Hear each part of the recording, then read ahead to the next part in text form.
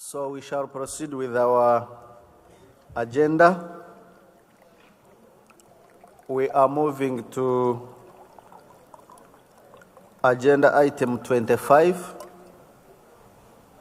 which is Global Atlas on Migration.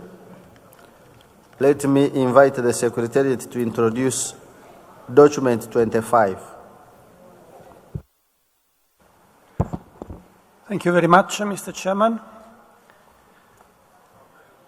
The development of an atlas on animal migration is an activity to pursue within the framework of the Convention, was approved by COP11 through its inclusion in the CMS Programme of Work for 2015-2027.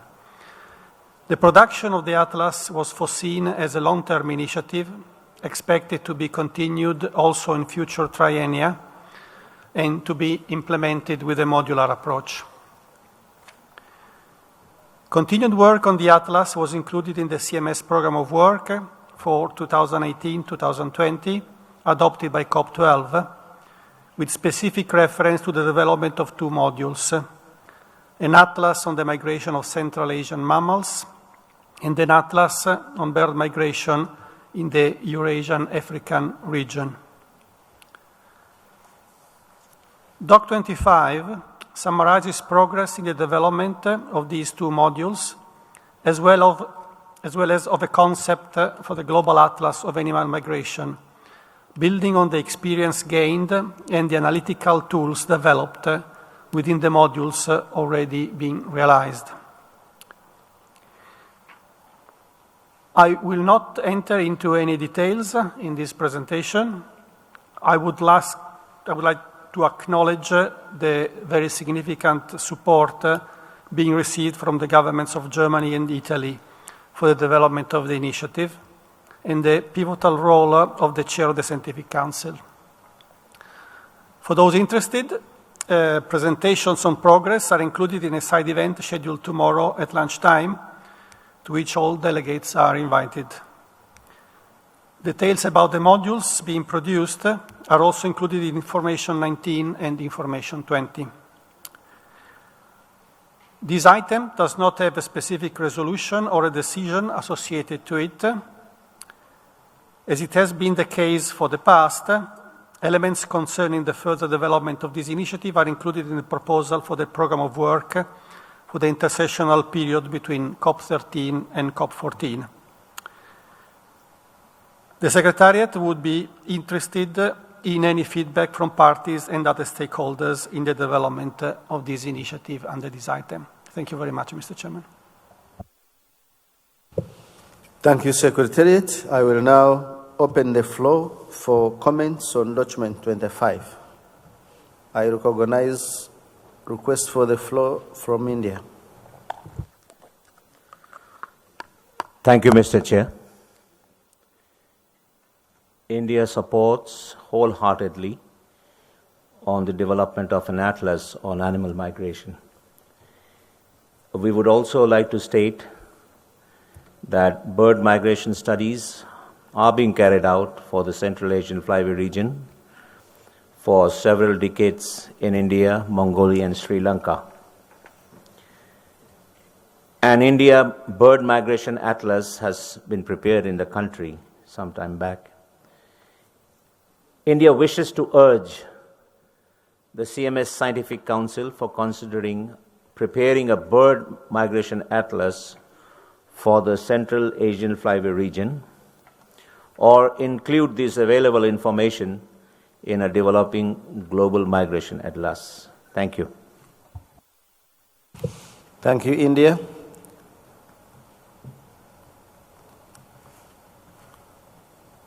Do we have further requests for the floor?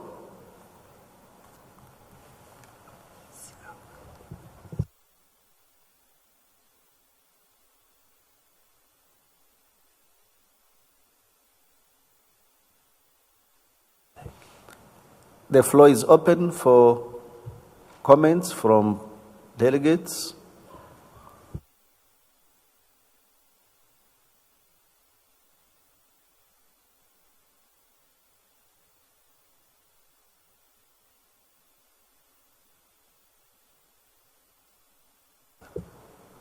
There is, I think, somebody asking for the floor, but the flag is indicating CMS Secretariat. Do we have anybody who could be asking for the floor, seated on a flag that does not belong to him?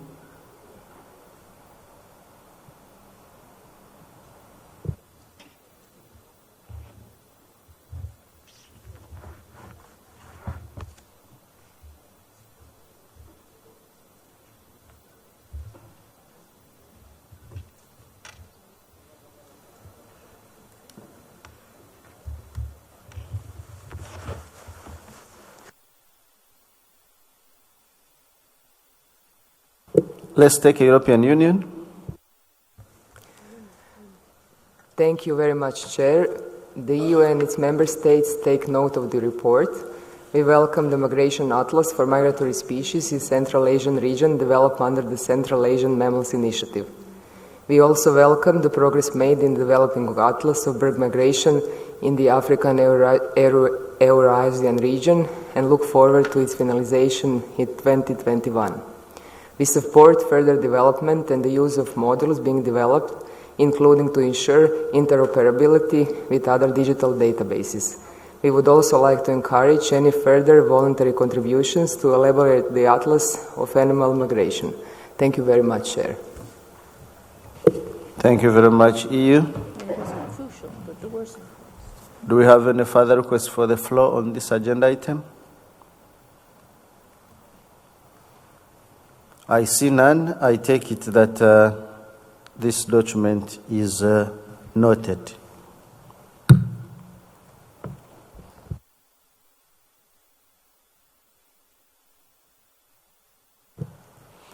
We shall proceed to agenda item 27.3 on disaggregation of bird families and generally listed under Appendix 2.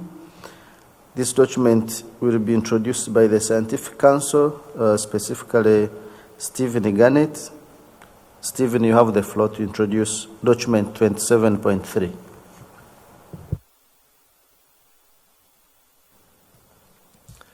Thank you, Mr. Chair.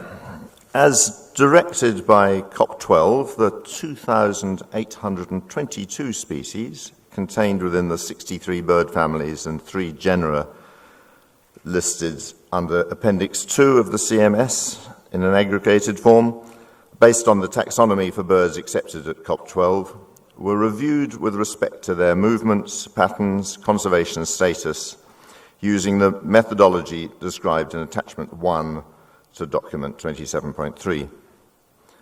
A paper on the findings of that review was presented to the meeting of the Sessional Committee of the Scientific Council in November 2019 for discussion, of which Document 27.3 is a revised version. The Scientific Council has not reached a landing on what to suggest to the parties might be the best use of this new information on the species. So, as noted in the document, the Conference of the Parties is recommended to A, take note of this document, including its annexes, and B, consider the offer of the Scientific Council to work in the intersessional period to provide advice to the Conference of the Parties at its 14th meeting on the advantages and disadvantages of the various ways of treating the species currently aggregated under families or genera under Appendix 2. The Council would also appreciate any guidance that this COP might be interested in providing at this meeting or subsequently. Thank you. Thank you very much, Mr. Stephen Gannett. I will now invite distinguished delegates to make comments on document 27.3.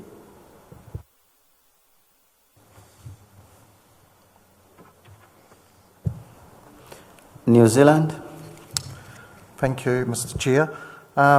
New Zealand welcomes the work being done to simplify the lists of bird taxa being considered under the Convention.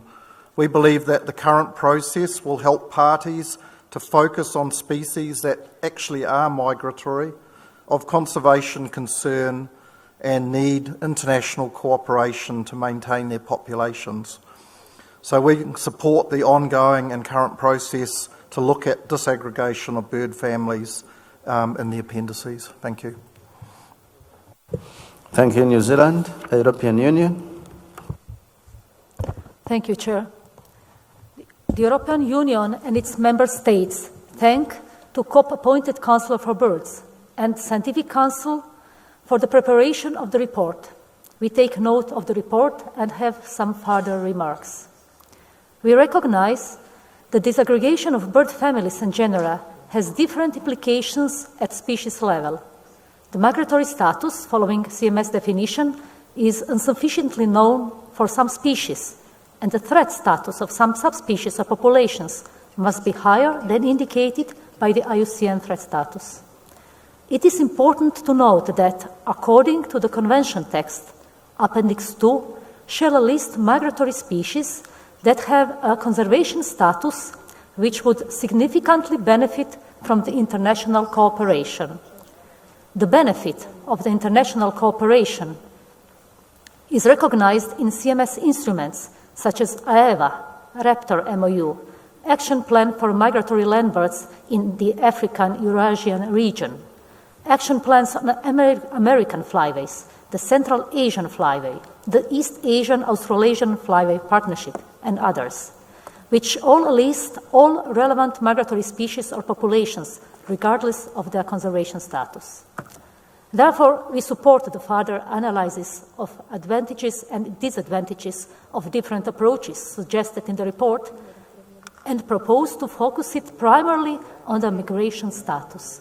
Thank you. Thank you, EU. Do we have any further requests for the floor on this agenda item? I see none, so I take it that this document and its annexes is taken note of, and the offer of the Scientific Council to continue the analysis is welcomed. Thank you very much.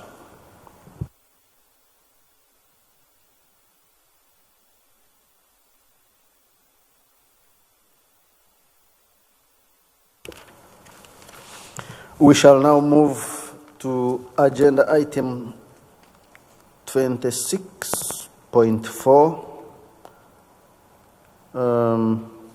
cross-cutting conservation issues, and we shall start with document 26.4.1, which is supposed to be introduced by the Councillor for Aquatic Mammals. Giuseppe, are you in the house? Yes. Please take the floor.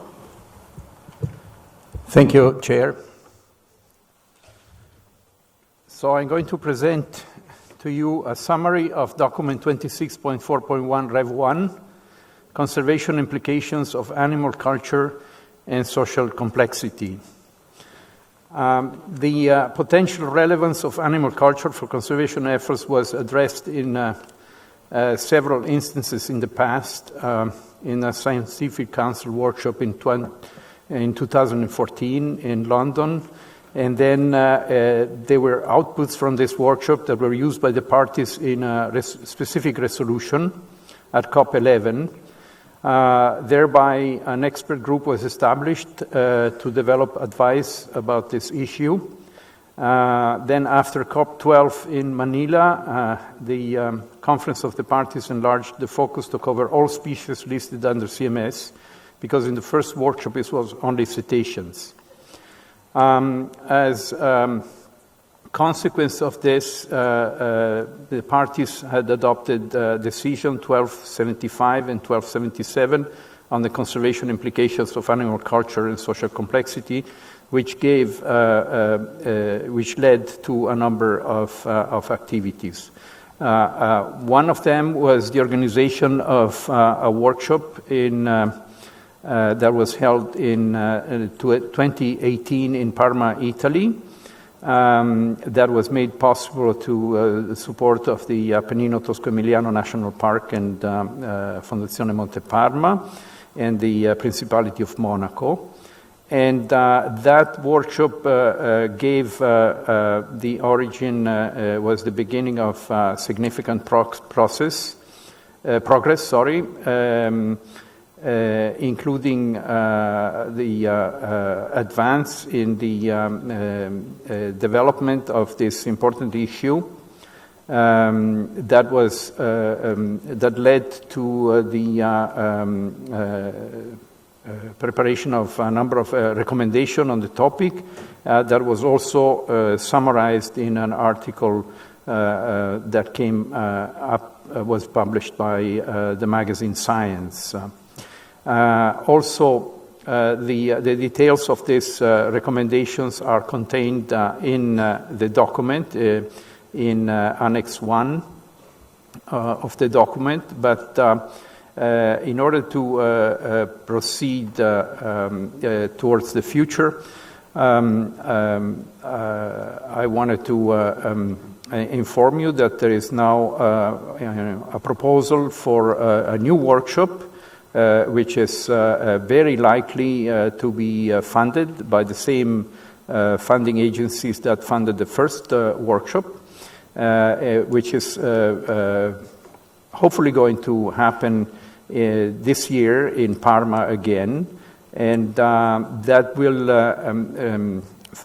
refine the topics and will pass from a more theoretical discussion into the identification of specific case studies in which the use of culture and social learning in some of the CMS appendix species could be greatly help in conserving the species and reaching the objectives of the convention.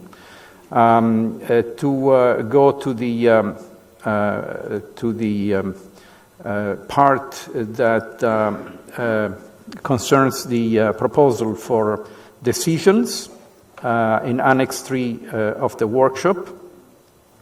The proposed decisions directed to parties involve liaising with the chair and vice chair of the expert working group on animal culture and social complexity regarding the development of concerted actions for species or populations identified as priorities, and submit to the Secretariat for transmission to the expert working group any assessment of anthropogenic threats to socially complex mammalian species. And finally, to support the implementation of these decisions with voluntary contributions. In terms of proposed decisions directed to the working group on animal culture, the working group is requested to progress work on the development of a management tool at this workshop that I just mentioned, which is very likely to happen, but my colleague Fernando Spina is the one who is mostly informed about these developments. Once key priority species have been established to develop a more comprehensive work plan beyond 2020, which should include the identification of case studies relevant to the CMS, development of robust criteria and a management tool for prioritizing species and social group on the CMS appendices, development of any relevant concerted actions arising from the prioritization process, and identification of key daughter agreement which might benefit from dissemination of such work.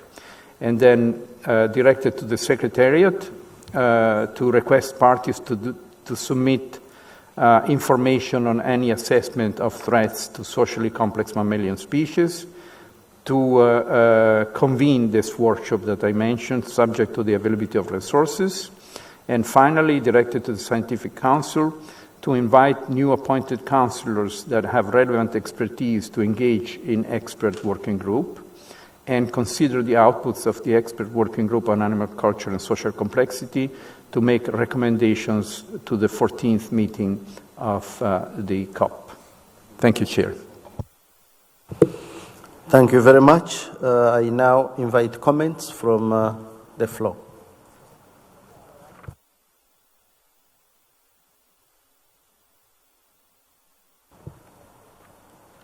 Any requests for the floor by parties?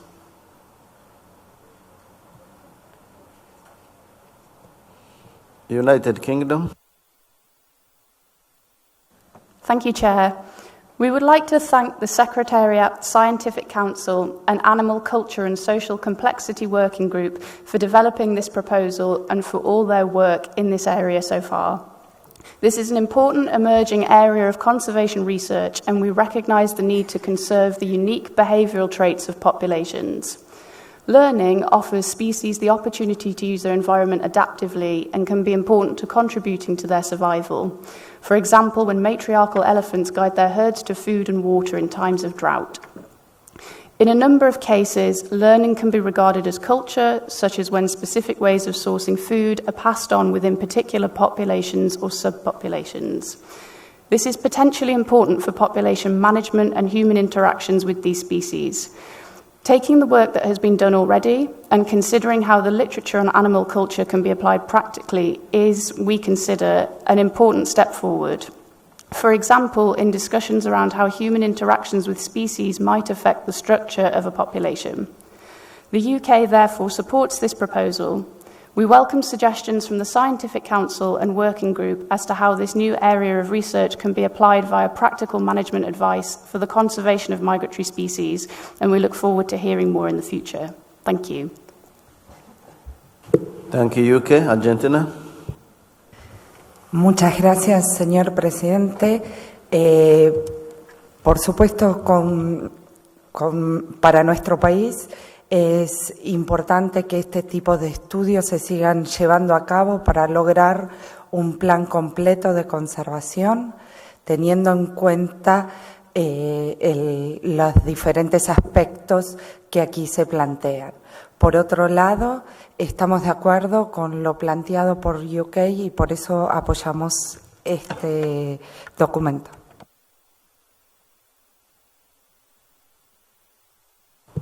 Thank you, Argentina. Born Free. Thank you, Mr. Chairman. I'm making this intervention on behalf of Born Free, Humane Society International, International Fund for Animal Welfare, Ocean Care and Whale and Dolphin Conservation. If I may quote the late and much missed Bradley Chambers, CMS is breaking new ground by looking at the issue of animal culture, social complexity, social learning, and the role of individual and groups of individual animals as repositories of social knowledge. This pioneering work could have fundamental repercussions on how we approach conservation. We therefore urge all parties to support the continued work of the Expert Working Group on Animal Culture and Social Complexity and adopt draft decisions in Document 2641. We also urge CMS, its parties, daughter agreements and partners to highlight this work when engaging in wider forums, including in the development of the post-2020 Global Biodiversity Framework, and encourage them to also consider the protection of population units defined by their culture and social learning. Thank you, Mr. Chairman. Thank you, Bonifree. Perú. Gracias, señor presidente. El Perú también apoya el presente documento y, bueno, quiere resaltar también que el documento indica que el Grupo de Trabajo de Expertos sugiere que la Secretaría convocará un taller en el 2020 para facilitar el progreso del Grupo de Trabajo de Expertos, el cual contempla facilitar asesoramiento a las partes sobre las técnicas de evaluación rápida y de manera de aumentar los esfuerzos de conservación existentes mediante información sobre aspectos de socialidad. Sobre ese tema, recomendamos que los avances y las recomendaciones involucren las consultas más estrechas con los representantes de las partes pertinentes, ¿no? Entre las cuales pueden incluirse los expertos de los países. Gracias.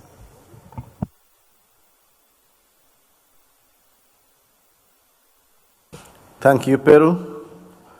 I do not see any further requests for the floor. United Arab Emirates.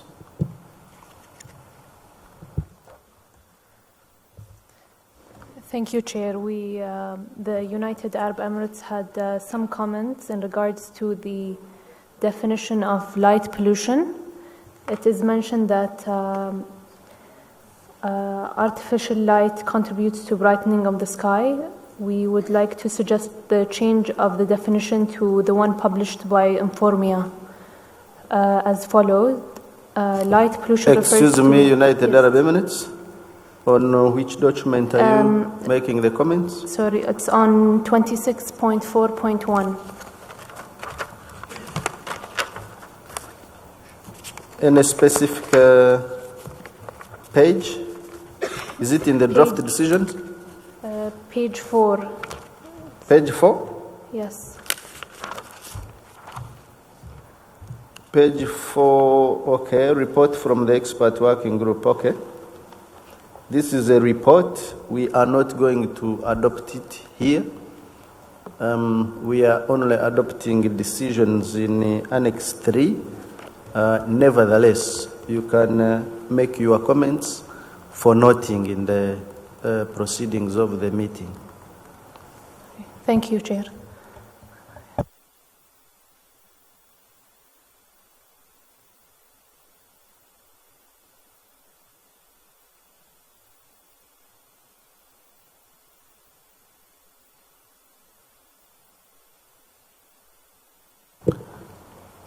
UAE, you could check again.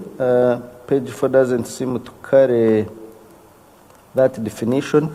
Could it be in the document on light pollution?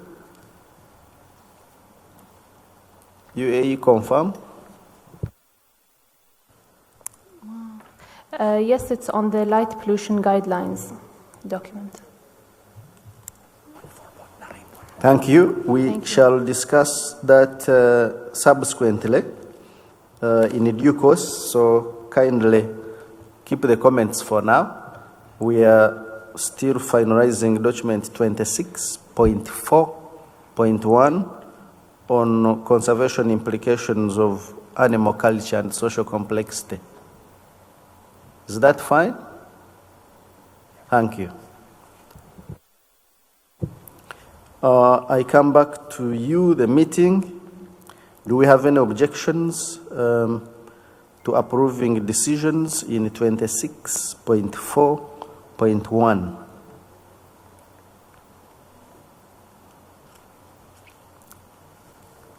Because we've not received any request for changes, so we want to finalize it here.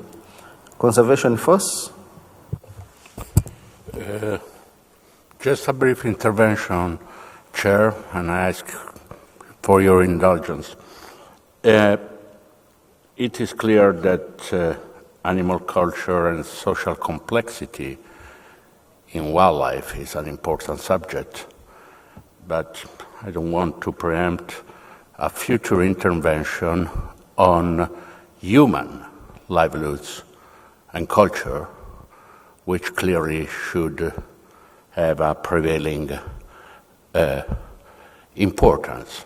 So, with your indulgence, Chair, I will think that in one of the next document will be about livelihoods, community livelihoods, and we would like to have a comprehensive discussion on human community livelihoods and human culture also in that respect. Thank you.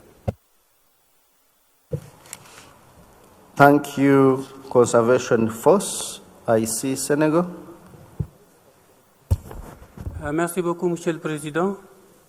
Le Sénégal soutient ce projet de décision.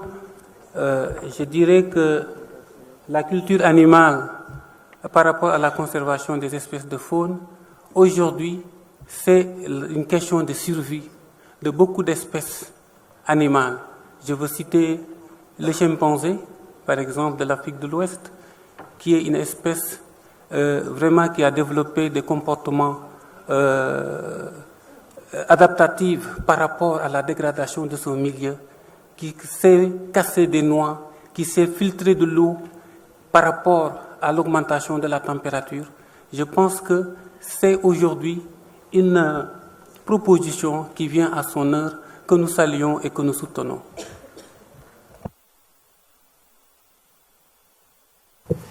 Thank you, Senego. I come back to the meeting. Do we have any objections to approving decisions contained in Annex 3 of the document and deletion of decisions 12.75, 12.76, and 12.77?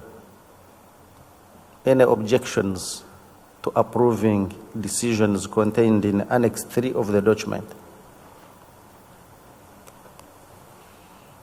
I see none. I take it that this meeting approves the decisions contained in Annex 3 and recommends them to the conference for adoption.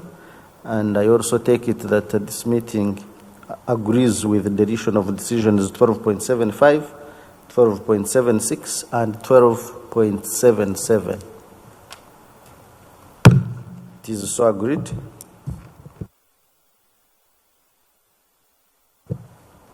Let me now invite the Secretariat to introduce document 26.4.2.1 on renewable energy and migratory species. Thank you, Mr. Chair. The Secretariat would like to introduce now document 26.4.2.1, renewable energy and migratory species. I would also like to draw your attention to the information document 36 on reconciling energy development with the conservation of migratory species and analysis of national reports to CMS COP13. Document 26.4.2.1 reports on progress in implementation of Resolution 11.27, Rev COP12, renewable energy and migratory species, and decisions 12.81 and 12.82, support to the Energy Task Force. Resolution 11.27 Rev COP12 provides the mandate for the multi-stakeholder task force on reconciling selected energy sector developments with migratory species conservation, also called the Energy Task Force. The remit of the task force includes the work addressing potential impacts of renewable energy infrastructure, as well as power lines and associated infrastructure on migratory species and its reconciliation. The Energy Task Force has been funded since its establishment in 2015 by the government of Germany under the Champions Program. The meeting document reports on activities of the Energy Task Force and its coordination, the latter based on a project cooperation agreement between the CMS Secretariat and BirdLife International. Activities undertaken included annual meetings of the Energy Task Force, workshops, various other events at international fora. Most recent activities with involvement including of development banks that are members of the task force address preparation of guidance materials for financial institutions and decision-making processes regarding renewable energy projects, standardized approaches for post-construction monitoring and the nexus between climate change mitigation and biodiversity conservation related to of its relevance to the country's nationally determined contributions to the Paris Agreement. Based on consultations with the members of the Energy Task Force, the proposed amendments proposed amendments to Resolution 11.27 Rev COP12 and the draft decisions are presented in this document, through which the task force aims to further promote the integration of biodiversity and migratory species conservation into national energy and climate policies. The fourth meeting of the Sessional Committee of the Scientific Council made further recommendations on these proposed amendments. The Conference of the Parties is recommended to adopt the proposed amendments to Resolution 11.27, Rev COP12, and the draft decisions contained in the annexes of this document. Thank you very much. Thank you, Secretariat. I now invite comments on document 26.4.2.1. European Union. Thank you, Chair. The EU and its member states would like to thank the Secretariat for the prepared document. We would furthermore like to thank the Energy Task Force for the work done since COP12.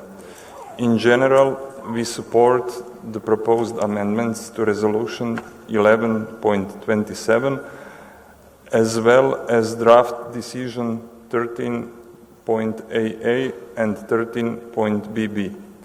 However, we would like to propose a few minor additions and modifications to the draft resolution and decisions.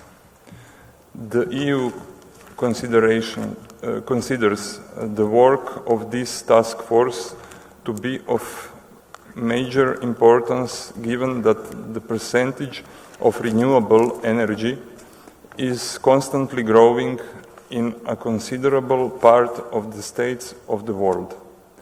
We would like to stress that the German funding for the coordinator of the Energy Task Force provided over the last 6 years cannot be prolonged for legal reasons. Therefore, we urgently need to find other funding to continue this important task. We also support amendments proposed by the Scientific Council, but have minor changes to those.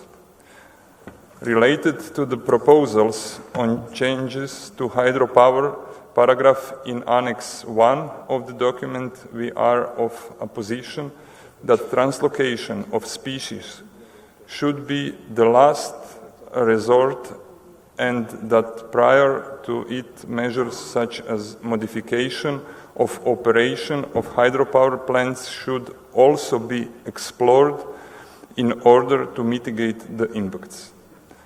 We will submit our proposals in writing. Thank you, Chair. Thank you, EU. Do we have any further requests for the floor on this agenda item, as well as on any proposals for change? Brazil? Thank you, Chair. I would just like to state that this is an incredibly important issue. First, in Brazil, at least, we are discussing now the creation of offshore wind power plants, and also we have registered when we talk about. We also have registered problems regarding migratory birds and power lines. So when we discuss renewable energies, it really does affect migratory species. And regarding the Energy Task Force, it is said that initial scope would be African, Eurasian, and they will gradually expand to other parts of the world. And we really think that this expansion would be extremely important in the near future. Thank you. Thank you, Brazil. Senegal. Merci beaucoup, Monsieur le Président. Nous pensons que cette question des énergies renouvelables et des espèces migratrices est une question importante. Aujourd'hui, comme vous le savez, avec l'accord de Paris sur les changements climatiques, beaucoup de pays, dans le cadre de leur contribution déterminée nationale, par rapport aux mesures d'atténuation et d'adaptation, ont opté pour le mix énergie renouvelable, avec des conséquences et des impacts sur les espèces migratrices, notamment sur les chauves-souris qui se déplacent par écolocation. Donc nous pensons que c'est un projet qu'il faut soutenir et qui est important compte tenu des mutations actuellement qu'on observe un peu partout dans le monde. Merci. Thank you, Senegal. I do not see any further requests for the floor.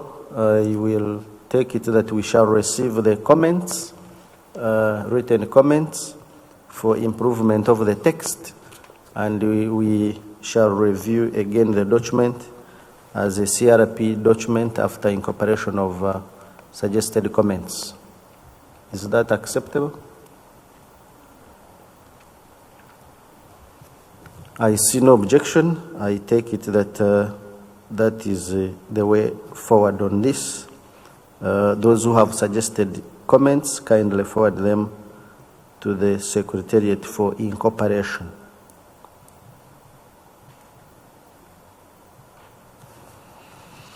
Let's move to agenda item 26.4.2.2 on power lines and migratory birds.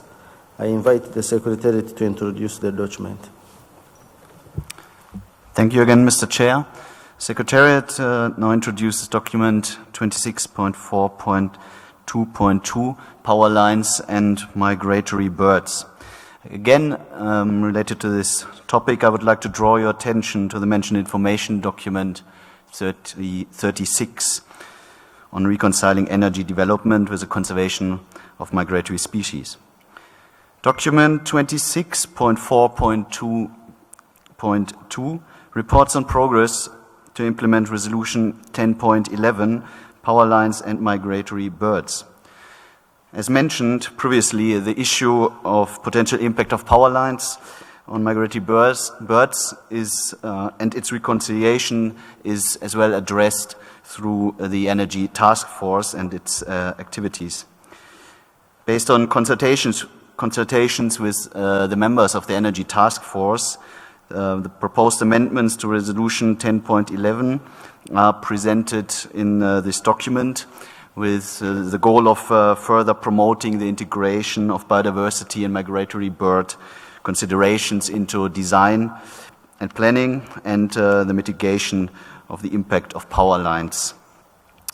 The fourth meeting of the Sessional Committee of the Scientific Council made further recommendations regarding the proposed amendments, and the Conference of the Parties is recommended to adopt the proposed amendments to Resolution 10.11. Thank you. Thank you, Secretariat. I now invite comments on document 26.4.2.2 together with its addendum from the Scientific Council. India.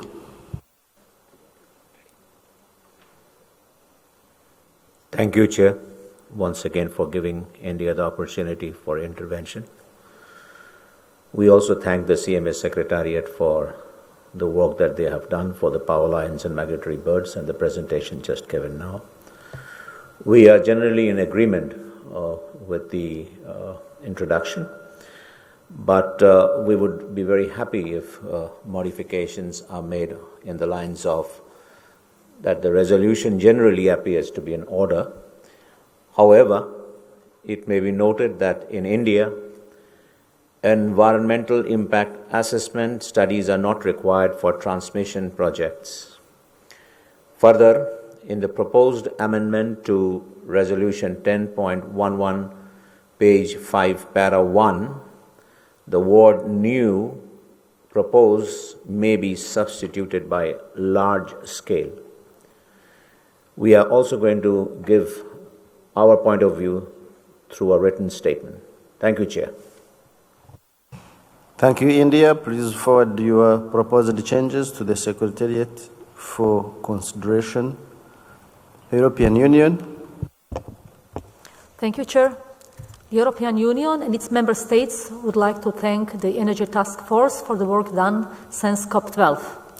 In general, we support the proposed amendments to Resolution 10.11. However, we would like to propose some smaller amendments.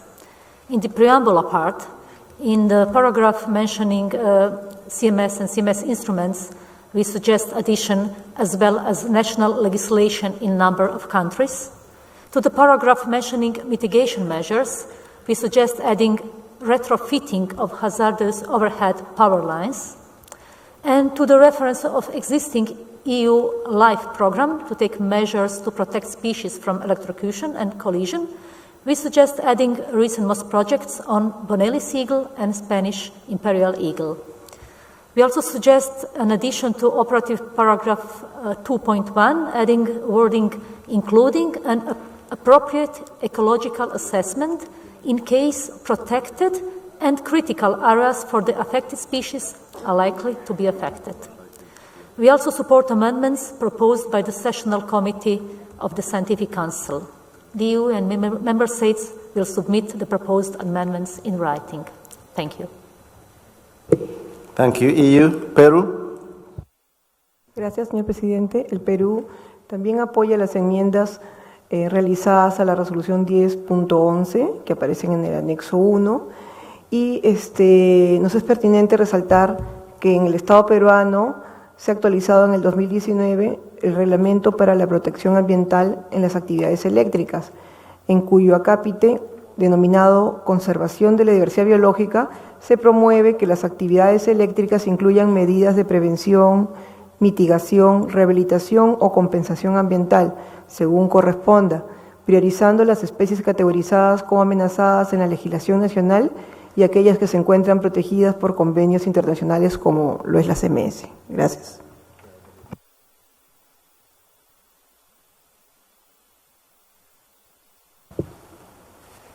Thank you, Peru. I do not see any further requests for the floor on the agenda. I take it that we shall receive the comments from India and the comments from EU, and then we look at the document again as a CRP document. Is that acceptable?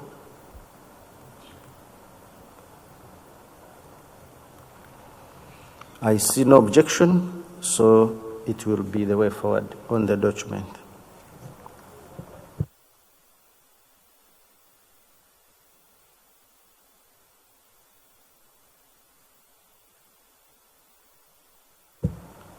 We shall proceed to document 26.4.3 on addressing unsustainable use of terrestrial and avian wild meat of migratory species of wild animals.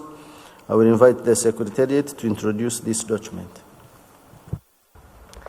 Thank you, Chair. Document 26.4.3 reports on progress made to implement decisions 12.83 to 12.88 on addressing unsustainable use of terrestrial and avian wild meat of migratory species of wild animals.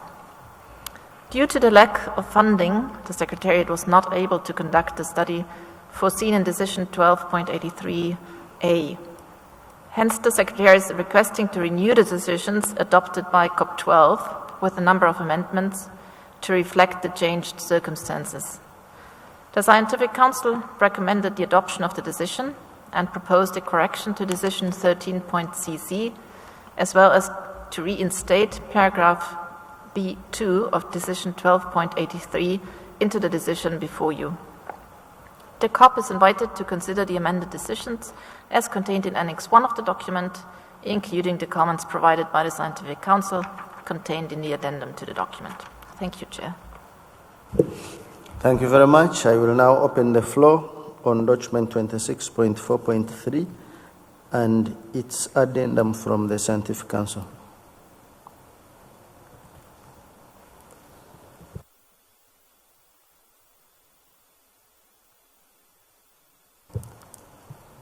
European Union. Thank you, Chair. I speak on behalf of EU and its member states. The EU and its member states note that implementation of Decision 1283 has been limited by lack of funding. In the draft decision under 13AA, we agree with the Scientific Council comments and would like to see paragraph B2, which is proposed for deletion, retained in the new decision. We believe that continuation of collaboration with mentioned partner institutions will substantially contribute in addressing this issue. We support the renewal of Decision 1284, 1285, and 1288 as amended, as well as deletion of Decision 1286 and 1287. Regarding draft Decision 13cc and proposal of the Scientific Council for text revision, we see that cooperation between CMS, national focal points, and CITES authorities can be beneficial, but suggest some minor technical amendments to reflect the respective organizational structures of CITES and CMS. We will submit the proposed changes in writing. Thank you, Chair. Thank you, European Union. We shall await the comments in writing to improve the draft decisions in Annex 1. The floor is still open. Do you have any comments on document 26.4.3?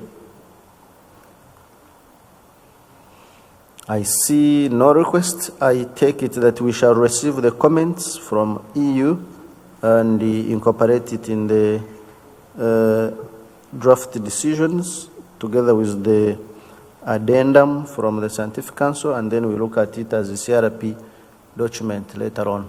Is that acceptable?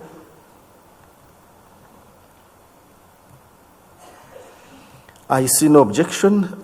It is so agreed.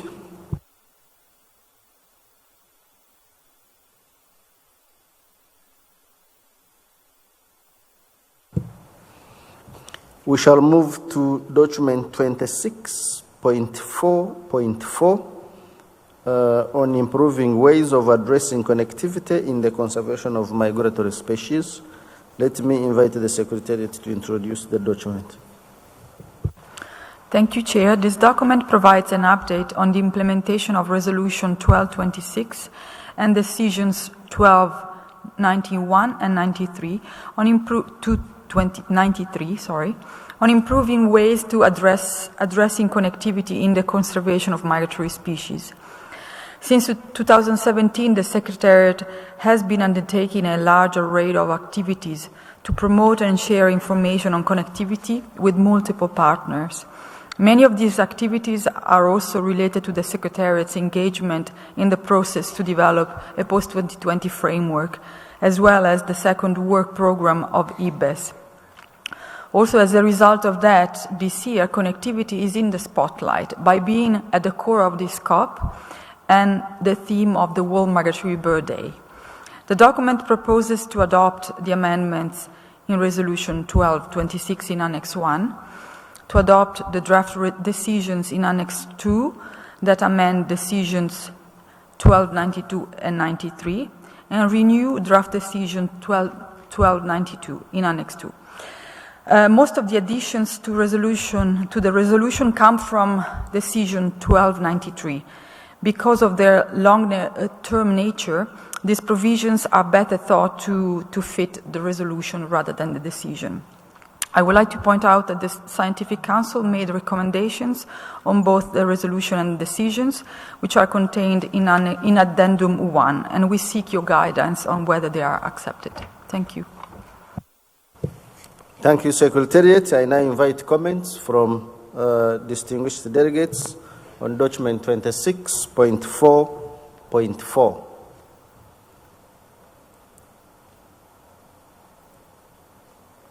European Union. Thank you, Chair.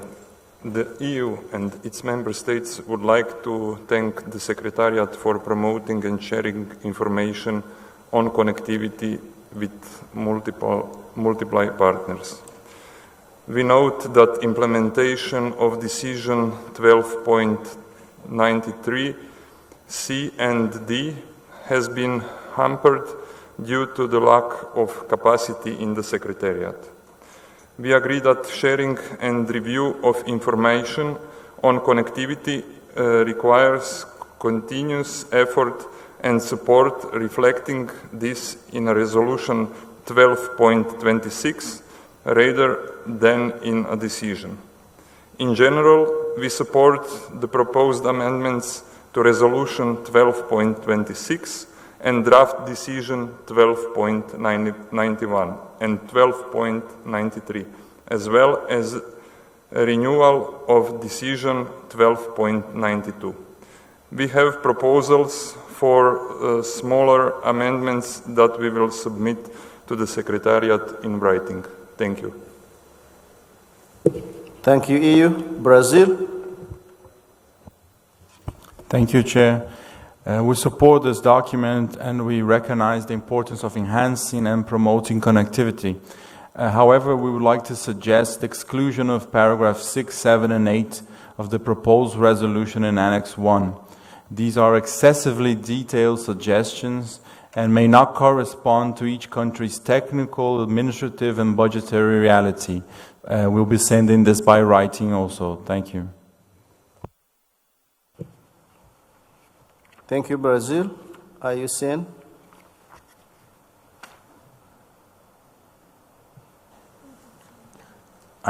Thank you, Chair.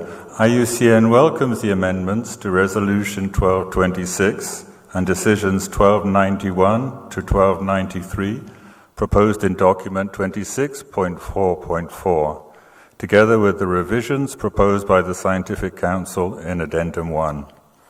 We suggest, however, that they could be further improved by including the definition of ecological connectivity agreed by the Working Group on the CMS family contributions to the post-2020 framework as set out in Document 17, Addendum 2, Annex 1 as the impeded movement of species and the flow of natural processes that sustain life on Earth, along with its accompanying supporting points. IUCN takes this opportunity to inform parties that its WCPA Connectivity Conservation Specialist Group is publishing guidance to assist in the application of consistent and measurable connectivity conservation practice around the world, including the ecological connectivity impacted by linear infrastructure such as roads, railways, and canals. The WCPA Connectivity Conservation Specialist Group looks forward to supporting ongoing implementation of Resolution 1226, including as a member of the Working Group on the development of the CMS family contributions to the post-2020 Global Biodiversity Framework. It will be discussing issues of connectivity conservation at the upcoming IUCN World Conservation Congress this June, including on a special Ecological Connectivity Day on June the 11th, and in events focusing on connectivity and infrastructure. We warmly invite participants at this meeting who will be attending WCC in June to attend these events. Thank you, Chair. Thank you very much, IUCN. We are expecting comments from EU and comments from Brazil. For purposes of pragmatism, may I request that EU and Brazil make consultations so that you agree on what you need improved in the document, and then you submit agreed comments to the Secretariat for incorporation. That is, if you will agree. If you fail to agree, you can submit both comments independent, but it would be good if EU and Brazil could consult, agree on needed improvements in the text, and then submit mutual agreed changes to the Secretariat for incorporation, so that when we are looking at the CRP document, it's already mutual agreed. I will come back to you, EU and Brazil.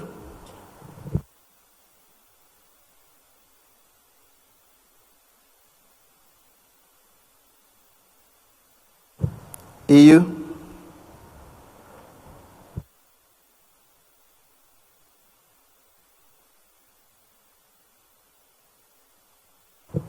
EU is still consulting. Brazil, do you think, okay, EU is ready? Brazil, what's your view on the proposed way forward? I've already sent my comments, but I have no problem in sitting with the EU and trying to reach a consensus. Thank you, Brazil. EU, is that okay? We are just trying to, because we are, of course, running out of time, as you know. So we want pragmatic ways of resolving faster. EU? Yes, Chair, of course, we will consult with Brazil. Thank you very much. IUCN made comments that suggested inclusion of definition of connectivity. Do we have any objections to the suggestion of IUCN?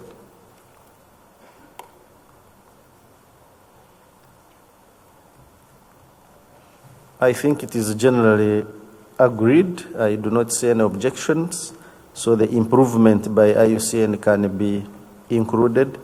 We shall have, of course, another chance to look at the document as a CRP to see if it's acceptable to all of us. Okay. We shall take it that Brazil and EU and then comments by IUCN will be incorporated, and then we look at the document as a CRP. Let's move to 26.4.5 on transfrontier conservation areas for migratory species. I invite the Secretariat to introduce the document. Thank you, Chair. Document 26.4.5 reports on progress made to implement decisions 12.94 to 12.97 on transfrontier conservation areas for migratory species.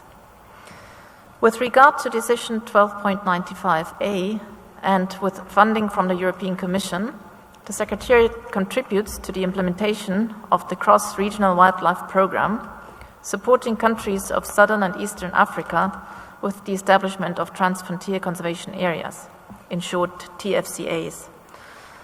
A newly recruited project coordinator, Ms. Andrea de Crut, who is based in Nairobi, is currently identifying priority sites to work on. The selection of sites depends on where CMS can have the biggest impacts with the limited resources it has at hand, given that several actors are already involved in the creation of TFCAs. To that effect, consultations are ongoing with several governments, including the government of Zimbabwe, with whom the Secretariat discussed support to the Simosa and Manapool TFCAs only 2 weeks ago. Information document 18 provides more detailed information about the progress made with implementing this project. Since the establishment of TFCAs is turning into a long-term action under CMS, the Secretariat is requesting both the transfer of relevant language on establishing TFCAs into Resolution 12.7 on the role of ecological networks in the conservation of migratory species, as well as the renewal of COP12 decisions as contained in Annexes 1 and 2 of this document. Comments were provided by the Scientific Council, which are contained in the addendum to this document. The COP is invited to consider the amended Resolution 12.7, the decisions and comments of the Scientific Council as annexed to this document. Thank you, Chair.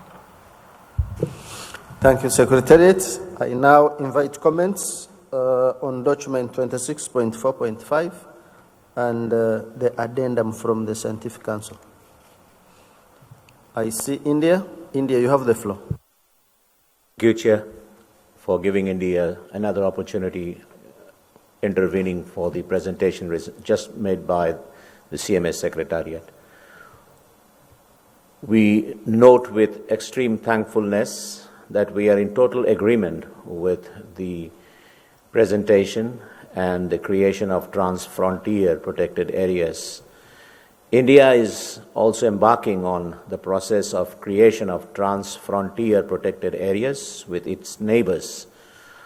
India would be welcoming help and support from the CMS as they are doing for the African states. They can extend the same for India, so the efforts that the country is making for creation of trans-frontier protected areas with its neighbors are made effective at the earliest possible time.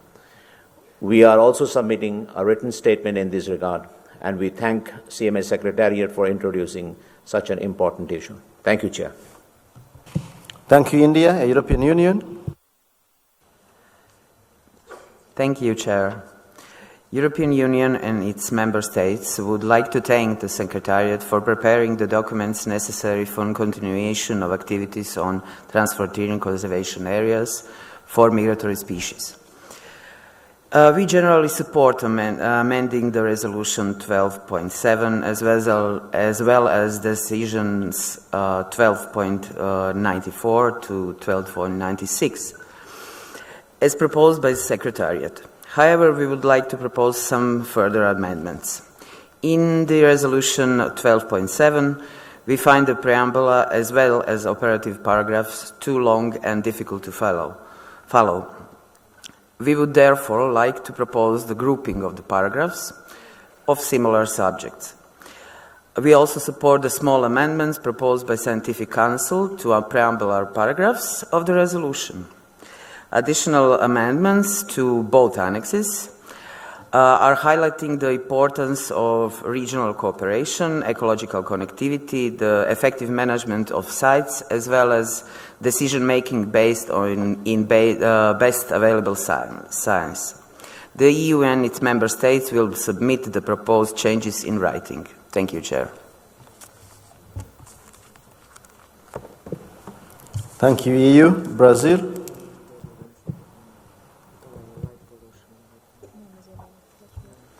Thank you, Chair. We support this document and we recognize the importance of cooperating with neighboring countries in the conservation of species that have transfrontier habitats. This cooperation may involve many different stakeholders at different levels of government and also involve civil society and local communities. And it can have many different institutional arrangements, going from informal consultations to formal bilateral and regional agreements. And to reflect this, we will propose a new wording to paragraph 12. Thank you. Thank you, Brazil. United Kingdom. Thank you, Chair, and thank you to the Secretariat for bringing this paper forward, which we support with some minor drafting amendments, including those proposed by the Scientific Council. The UK recognises the importance of transfrontier conservation areas. That is why the UK Prime Minister recently announced a £100 million fund to help address global biodiversity loss. The Biodiverse Landscapes Fund will seek to support an estimated 5 biological diverse, interconnected, multifunctional landscapes at up to £20 million each over 5 years. The fund is currently being designed and potential landscapes are being identified through an evidence-based assessment. It will focus on activities that fully engage the local community, such as improved management of protected areas and connectivity between them, the creation of alternative livelihoods based on sustainable use of resources, stewardship and the governance of natural resources, and the identification of sustainable finance mechanisms. We intend for the first landscape projects to begin in April 2021, following an open competition for project proposals, and look forward to this initiative delivering positive outcomes for migratory species. Thank you, Chair. Thank you, UK. Perú. Gracias, señor presidente. El Perú también apoya las propuestas de enmiendas para la resolución 12.7, centradas en incorporar, en el anexo 1, en incorporar el concepto de áreas de conservación transfronteriza y que también las partes identifiquen estos hábitats con especies inscritas en la CMS, ¿no?, para poder promover acuerdos bilaterales o multilaterales. También apoya el aprobar las decisiones 12.94 y 12.96, el anexo 2, centradas en que las partes propongan elaboren conjuntamente con otros estados e informen a la Secretaría, ¿no? Asimismo, se recomienda resaltar que la orientación se encuentra bastante sesgada hacia los países de África y del Asia, motivo por el cual deben establecerse coordinaciones con los países de Latinoamérica para impulsar que se prioricen iniciativas en esta región. Gracias.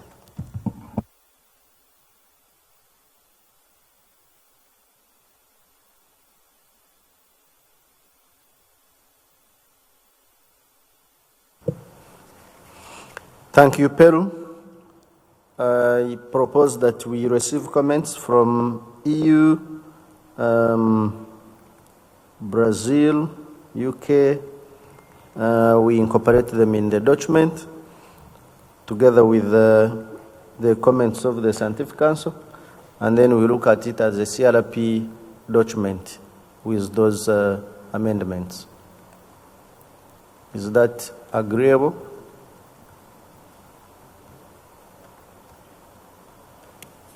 I see no objection.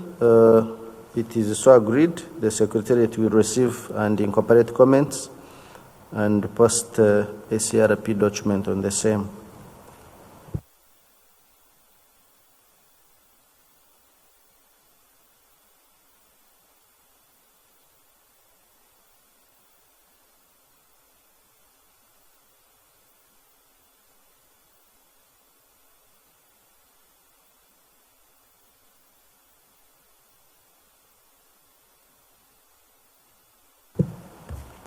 We shall proceed to document 26.4.6 on community participation and livelihoods.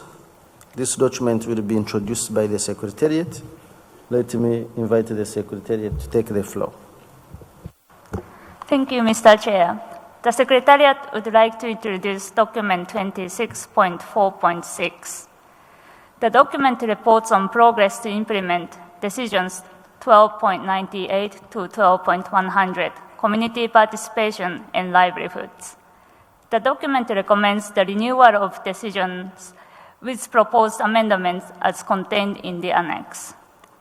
As part of the amendments to the existing decisions, the Secretariat suggests that instead of a study on best practice cases of community involvement in the conservation and management of CMS-listed species, a compilation of case studies be prepared.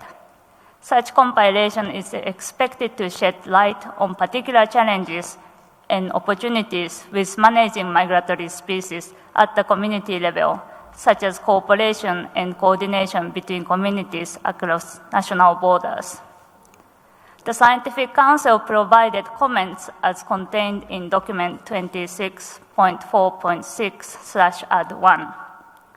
In this regard, the Secretariat would like to draw the attention of the parties to specific text proposals by the Scientific Council made for 13.AAB and 13.CC. In addition, the Scientific Council recommended the inclusion of 2 new paragraphs. One paragraph requests the Secretariat to review existing case studies available on the CITES website. The other paragraph recommends the Secretariat to explore cooperation with the CBD Secretariat. The Conference of the Parties is invited to consider those amendments in consideration of the comments received by the Scientific Council. Thank you, Chair. Thank you, Secretariat. I will now invite comments from the floor on document 26.4.6.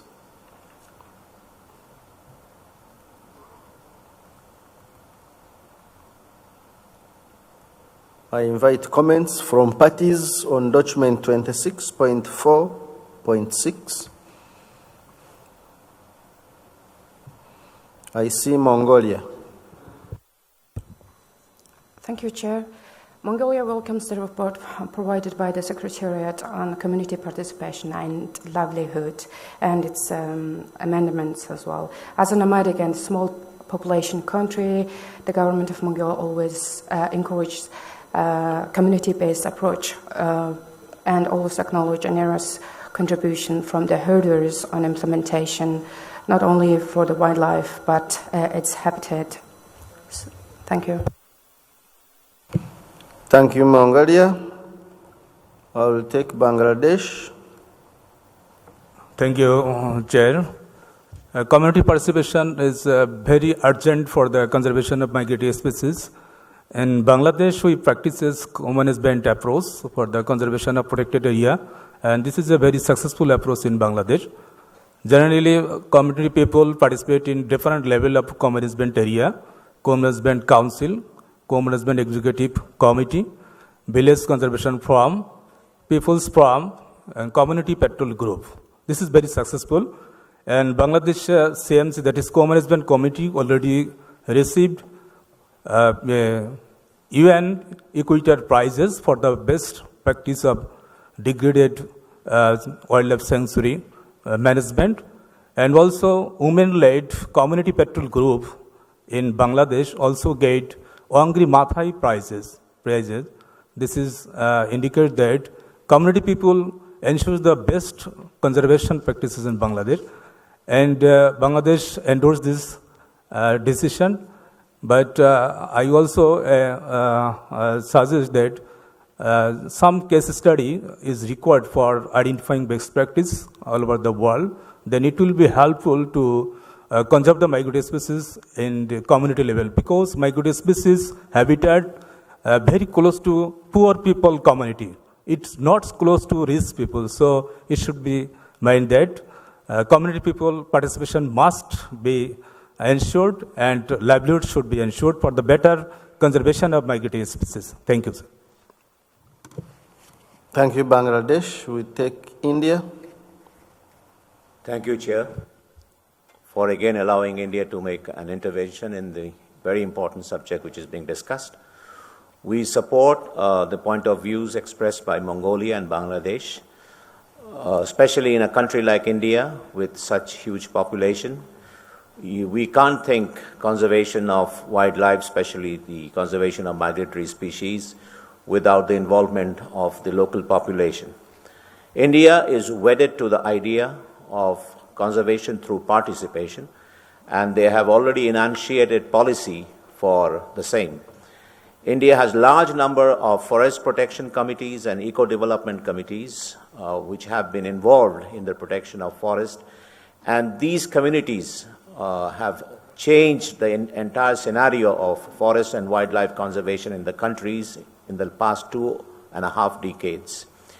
India absolutely agrees with the documents that have been produced now, but we would also like to suggest that there are some case studies which are available in this particular region of the world, especially in India, wherein the community participation has changed the paradigm of wildlife and forest conservation. So I would be requesting the CMS if they can take up a few studies in this area in lieu or view of the fact that what Bangladesh has just stated, it can also be taken up in addition to India and Bangladesh as well. We agree with the contents of this particular document, and we thank CMS for introducing the same. Thank you, Chair. Thank you very much, India. European Union. Thank you, Chair. The EU and its member states support the proposed amendments to Decision 1298 to 12100 with minor addition. We also support incorporating the text proposals of the Scientific Council into decisions.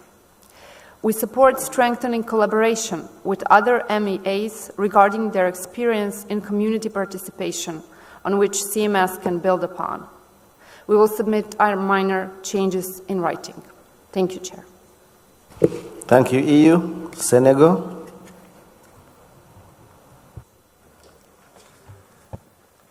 Merci, Monsieur le Président. Nous sommes d'accord avec avec les contributions du Conseil scientifique. Le Sénégal a une longue expérience dans cette mode de gestion. Donc, nous avons l'habitude de gérer les aires protégées depuis fort longtemps avec la participation des communautés, surtout pour les espèces migratrices. Et j'avoue que les résultats auxquels nous sommes parvenus avec ce mode de gestion sont très encourageants, ce qui fait que même dans le domaine maritime, le Sénégal a mis en place une direction appelée la direction des aires marines communautaires, et cette direction travaille en collaboration étroite et parfaite avec les communautés locales qui souhaitent protéger une partie de leur territoire, surtout au niveau marin. Donc, le Sénégal les appuie dans les démarches d'identification, dans les démarches d'identification pour la protection de ces aires marines protégées. Donc, ceci a donné vraiment des résultats très encourageants. Et actuellement, presque toutes les communautés font la demande auprès du ministère de l'Environnement pour qu'une partie de leur territoire, que ça soit maritime ou bien terrestre, soit conservée. Et je pense que c'est une démarche qui peut beaucoup apporter à la conservation. Donc, nous appuyons fortement ce travail du secrétariat. Merci. Thank you, Senegal. Let's take Togo, followed by Malawi. Merci, Monsieur le Président. Le Togo se félicite du travail qui est fait, et parce que la question de la participation des populations est un enjeu de taille, parce que ces populations aussi détiennent certaines connaissances capitales qui permettent de mieux préserver les espèces migratrices. Et nous partageons pleinement les observations de l'Union européenne sur l'expérience acquise dans d'autres accords multilatéraux, notamment la CDB, qui, à travers l'article 8J, a fait beaucoup d'études sur les modes de participation des populations dans la conservation de la biodiversité en général. Et je pense qu'avec la collaboration qui est entre la CMS et la CDB, il y aura une expérience à capitaliser et qui pourrait être bénéfique pour la CMS en matière de participation des populations, justement.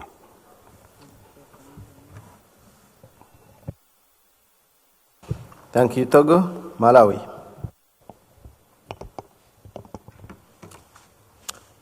Thank you, Chair, for giving us opportunity as we are taking the floor for the first time. And as a new party, I would like, first of all, to thank the government of India for the excellent organization and the warm hospitality for COP13. Indeed, Malawi subscribes to the principles of community participation and livelihoods. We are fully aware that conservation cannot work in isolation without the involvement of the surrounding communities, especially for the migratory species. So Malawi strongly supports the recommendations of this decision. Thank you, Chair. Thank you, Malawi. IUCN. Thank you, Chair. IUCN and its Sustainable Use and Livelihood Specialist Group welcomes the draft decisions and the recommendations made by the Scientific Council and is ready to assist where possible in the compilation of relevant case studies and other aspects of implementation. IUCN considers that the proposed study will be more useful to CMS if it considers community-based initiatives throughout the range of individual migratory species and the linkages between these, rather than looking solely at site-based initiatives. In this way, community connectivity can complement ecological connectivity for more durable solutions to migratory species conservation. We propose a few small amendments to the draft decisions in document 26.4.6 to achieve this, which we will share with the Secretariat, and I will briefly describe as follows. In paragraph A of draft decision 13AA, after cooperation among communities, insert along migratory pathways to promote community connectivity. And in paragraph B of the same decision, amend community-based management for the conservation and management of CMS-listed species to community-based initiatives for the conservation and management of CMS-listed species along their migratory pathways. And finally, in paragraph A of draft decision 13BB, add along their migratory pathways at the end of the paragraph. With regard to the Scientific Council's proposed additional decision to explore best practices for community participation in decision-making processes, IUCN's Sustainable Use and Livelihood Specialist Group has previously shared guidance on this topic as part of its report on wildlife, wild livelihoods, and we'd be happy to support these discussions where appropriate. Thank you, Chair. Thank you very much, IUCN. I take it that there is general support for the document, and we shall be receiving written comments from EU, from IUCN, and then incorporation of the addendum from the Scientific Council. Yeah. I see CBD. CBD, you can take the floor before we conclude. Thank you, Chair.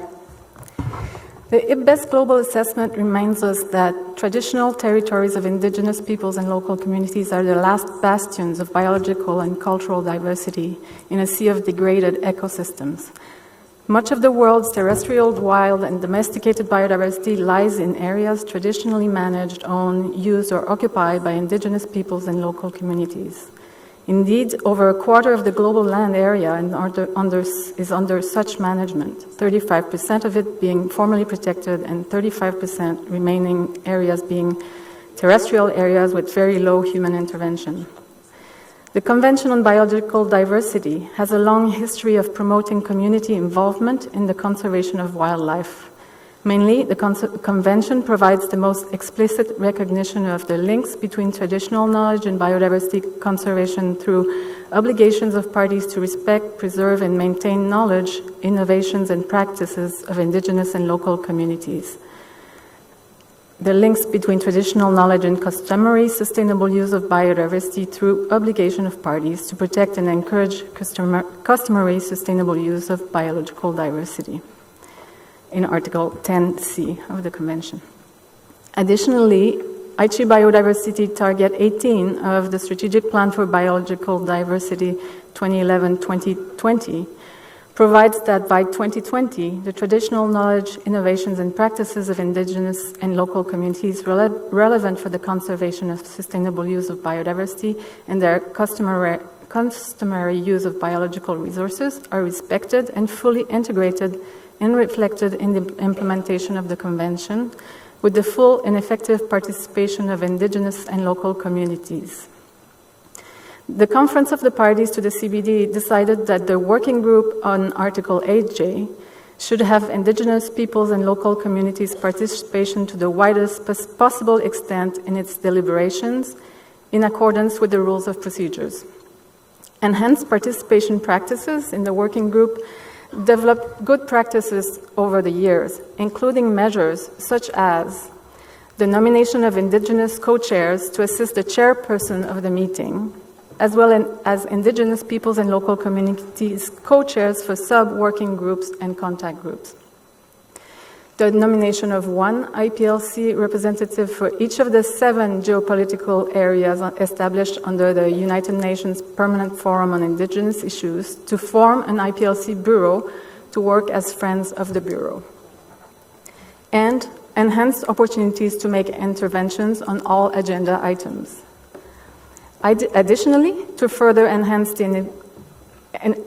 enable the effective participation of IPLCs in the work of the conventions, the COP adopted the following mechanisms: a voluntary funding mechanism to facilitate the participation of indigenous peoples and local communities in meetings under the convention, a traditional knowledge portal, which includes specific web pages and web-based tools, and a capacity building development program. The outcomes of this work were the adoption by consensus into principles and guidelines for the implementation at the national level to address traditional knowledge and customary sustainable use of biodiversity. With more than 20 years' experience at the CBD, these 20 years of experience show that the involvement of community representatives through the establishment of a participatory mechanism for indigenous peoples and local communities has contributed enormously to the work related to IPLCs. Many decisions would not have been possible without their contributions.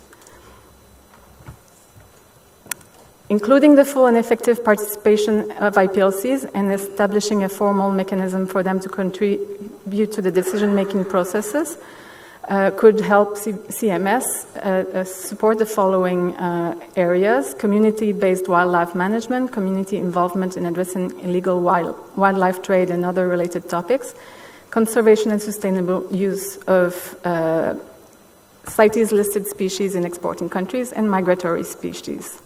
With this, I will conclude. Thank you, Chair. Thank you, CBD.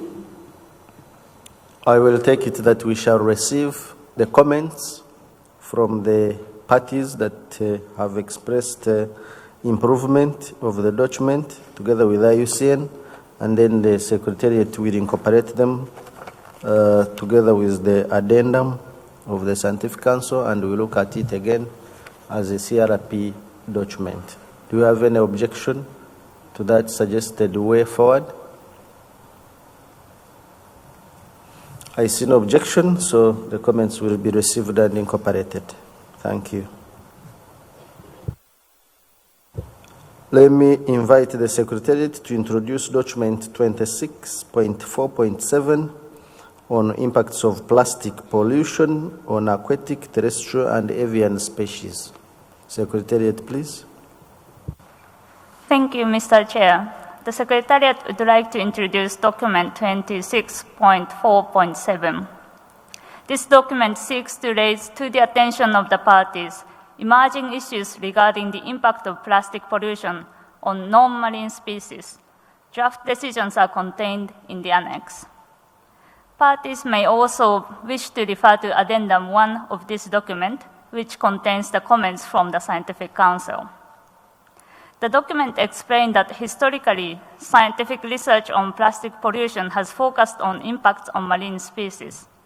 However, recent studies demonstrated that plastics, including microplastic, can interact with species in terrestrial and freshwater environments. Further scientific research is needed to better understand the scale and extent of the impact of plastic pollution on non-marine CMS-listed species, such as freshwater fish species. The document also recommends strengthening cooperation with UN Environment Programme in enhancing efforts to address the impact of plastic pollution on migratory species. The Conference of the Parties is invited to consider draft decisions in consideration of the comments from the Scientific Council. Thank you, Chair. Thank you, Secretariat. I will now open the floor for discussions on 26.4.7.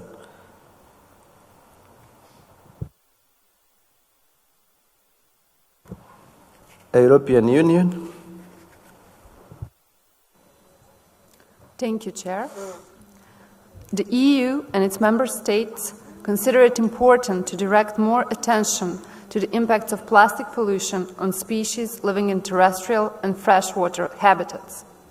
We advocate strong cooperation with UNEP and other MEAs to enhance synergies and avoid the duplication of work, in particular by supporting the ad hoc open-ended expert group on marine litter and microplastics, established pursuant to UNEA Resolution 3/7 and 4/6, in its work and helping it to take into account the specific needs of migratory species with regard to existing and potential response options.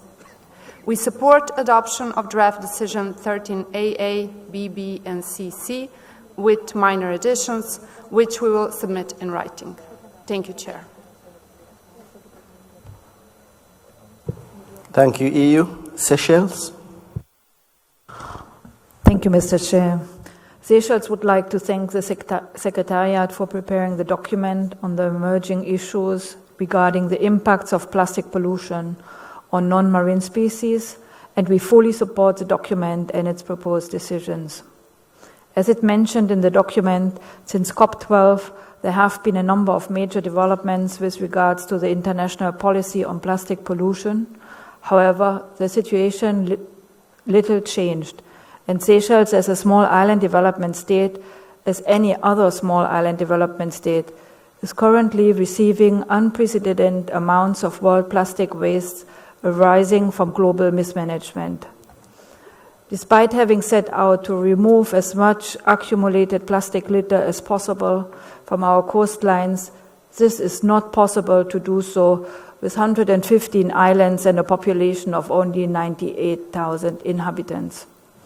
Therefore, Seychelles proposes that in addition to strengthen synergies and strengthen cooperation and work with the United Nations Environment Programme to ensure that the process established under UNEA Resolution 4/6 will contribute to the efforts under CMS Resolution 12.20, as well as advancing research on the impact of marine and non-marine species.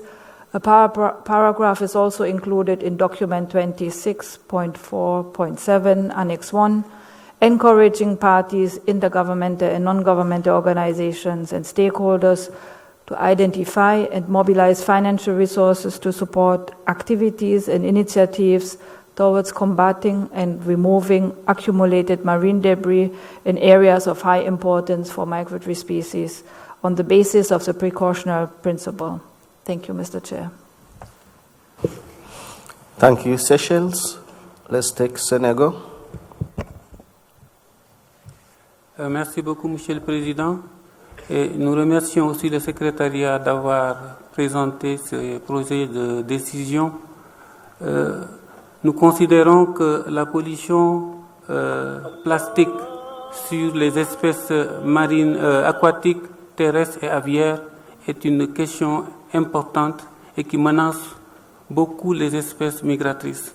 Je veux citer le cas des tortues marines, par exemple, où des cas de mortalité importantes sont notés à cause des ingestions de sachets plastiques que les tortues confondent avec les méduses.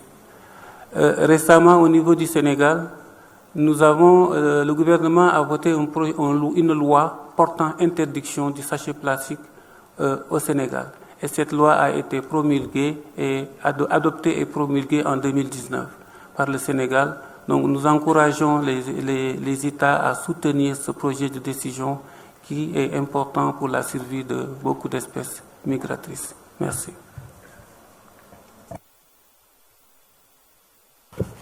Thank you, Senegal. Let's have India.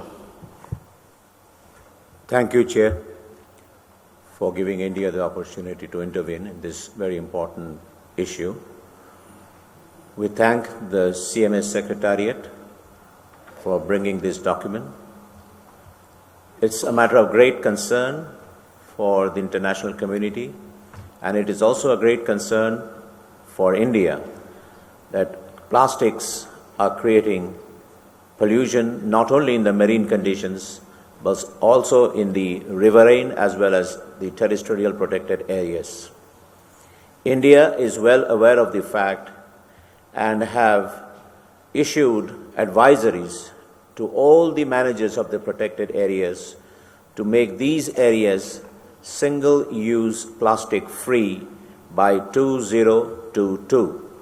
Our Honorable Prime Minister has also launched the Swachh Abhijan, which also includes the removal of plastic from the society as far and as much as possible. We are also concerned with the plastic pollutions in the wetlands, which have resulted in some negative impact on the bird populations in the recent past, with some cases coming up in the western part of India. CMS Secretariat has brought an important issue which India fully supports, and we want the CMS and other international organizations who can play an important role in removing the plastic from the society, since it's a very economic commodity and it is not that easy to remove it straight away.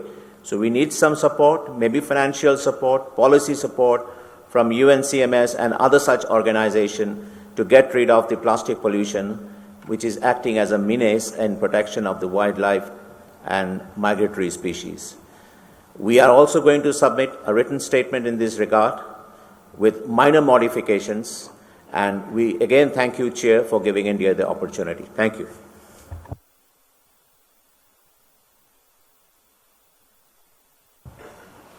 Thank you very much, India. Let's take Mongolia. Thank you, Chair. Another very short comment on this item. Mongolia would like the Secretariat to follow the intersessional process on chemical and waste beyond 2020 under this HICAM, considering its huge impact, which they are going to decide very soon this year. Also, Mongolia encouraged member states, particularly CMS parties and Secretariat, to provide midterm reports on plastic pollution tackling actions for UNEA 5, which will be held in 2021. I think these reports would help to increase the visibility of CMS family contribution. Thank you. Thank you, Mongolia. Let's take Ecuador.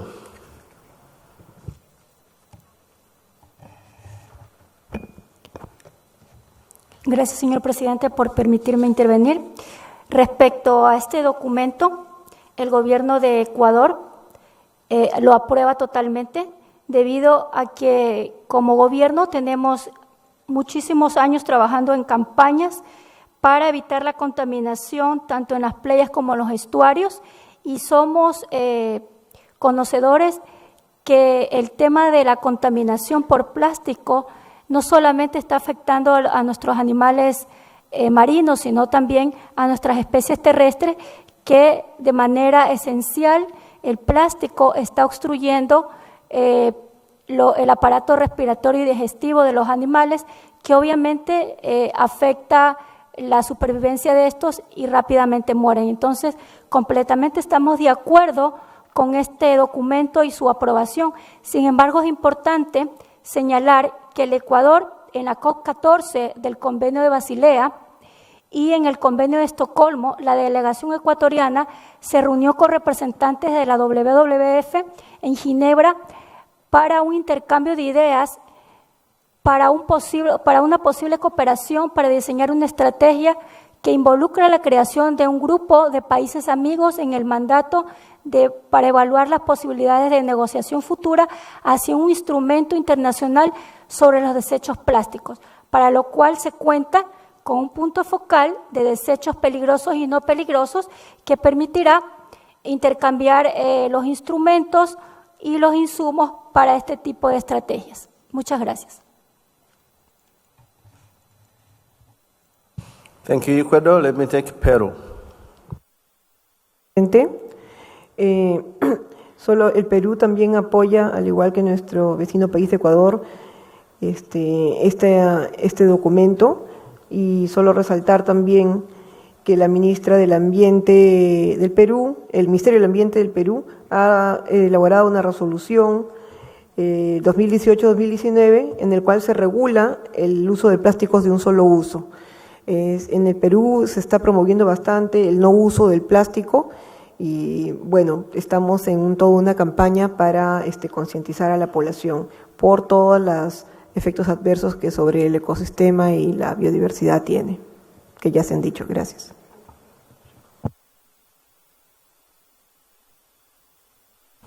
Thank you, Peru. Let's take Rwanda.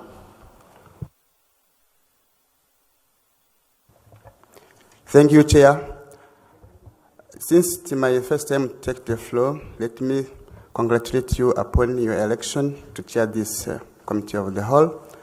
Let me also thank the government of India for the good hospitality on this land of Mahatma Gandhi. The government of Rwanda fully supports this resolution on plastic pollution, and Rwanda has taken steps against single-use plastics, and since August 2019, Rwanda will be free of the use of single plastic use, and migratory species will be enjoying a flyaway free of the plastic pollution. Rwanda is home to migratory species and is receiving a number of migratory species coming to breed in Rwanda, being in our wetlands and in other landscapes. We also home to endangered gorillas, and by adopting this resolution, we ensure that we have a good environment, a healthy flyway, which will ensure a healthy environment for our species. Thank you, Chair. Thank you very much, Rwanda. We shall take Argentina.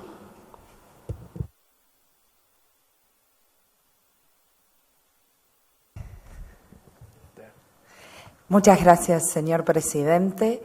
Agradecemos a la Secretaría por este documento, dado que creemos que es de suma importancia.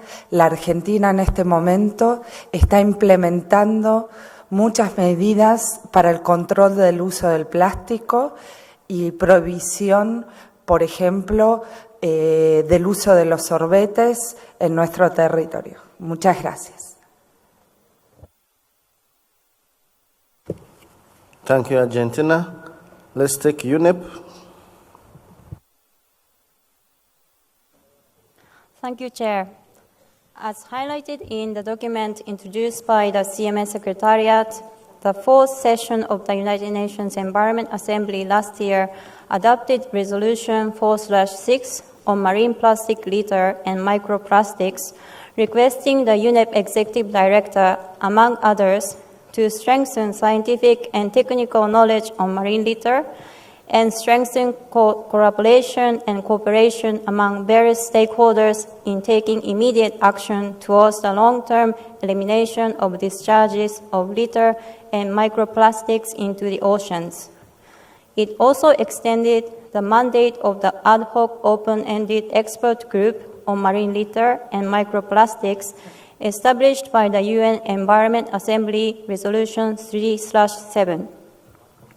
We are pleased to inform you that during the intersessional period of the Assembly, the third meeting of the ad hoc open-ended expert group on marine litter and microplastics took place in November last year in Bangkok, Thailand. The meeting aimed to take stock of existing activities, identify technical and financial resources or mechanisms for supporting countries, encourage partnerships, and analyze the effectiveness of existing and potential response options regarding marine litter and microplastics.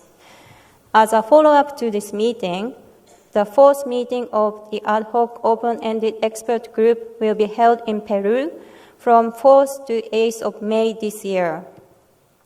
The fifth meeting will be held from 9th to 13th of November this year in Rwanda. In addition, we are exploring opportunities for regional preparatory meetings between the two global meetings. In this regard, UNEP looks forward to active participation of the parties to the Convention in the future deliberations in these meetings. And we also look forward to our continued collaboration with the CMS and its parties through, for example, the Global Partnership on Marine Litter, in supporting future efforts towards addressing the impacts of plastic pollution on migratory species. Thank you, Chair. Thank you, UNEP. We have a long list of requests for the floor from non-party delegates.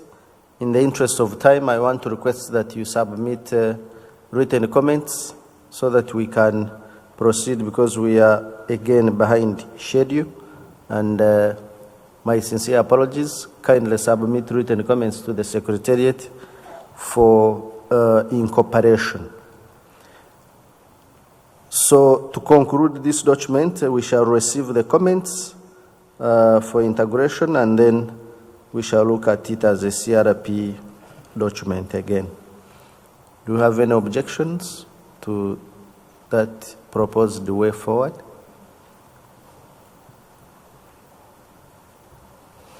I see no objection, so we shall take it that the comments will be received and integrated. Let me invite the Secretariat to introduce document 26.4.8 on climate change and migratory species.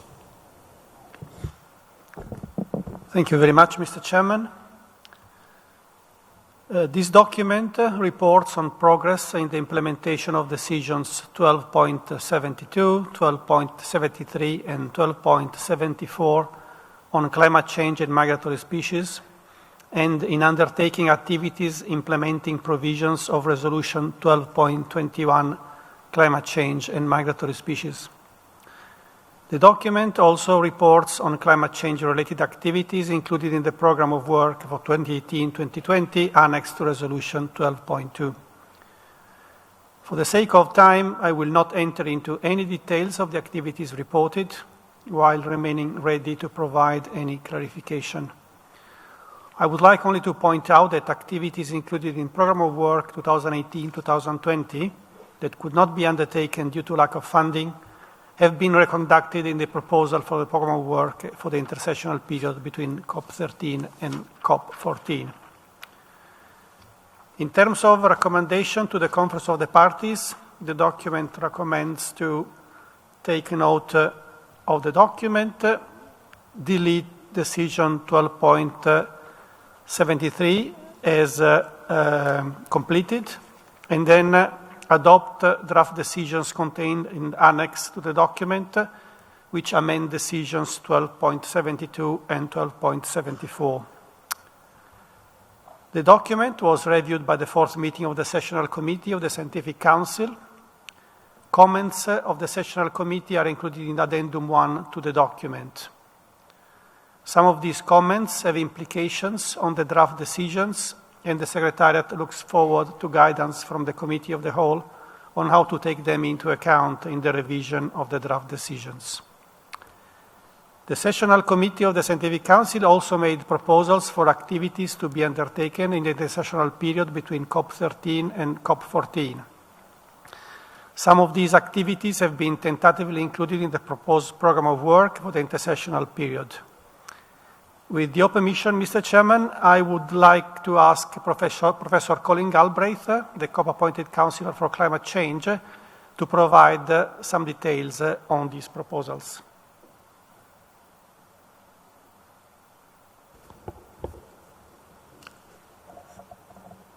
Thank you, Chairman. If I can follow on from the Secretariat. Sure.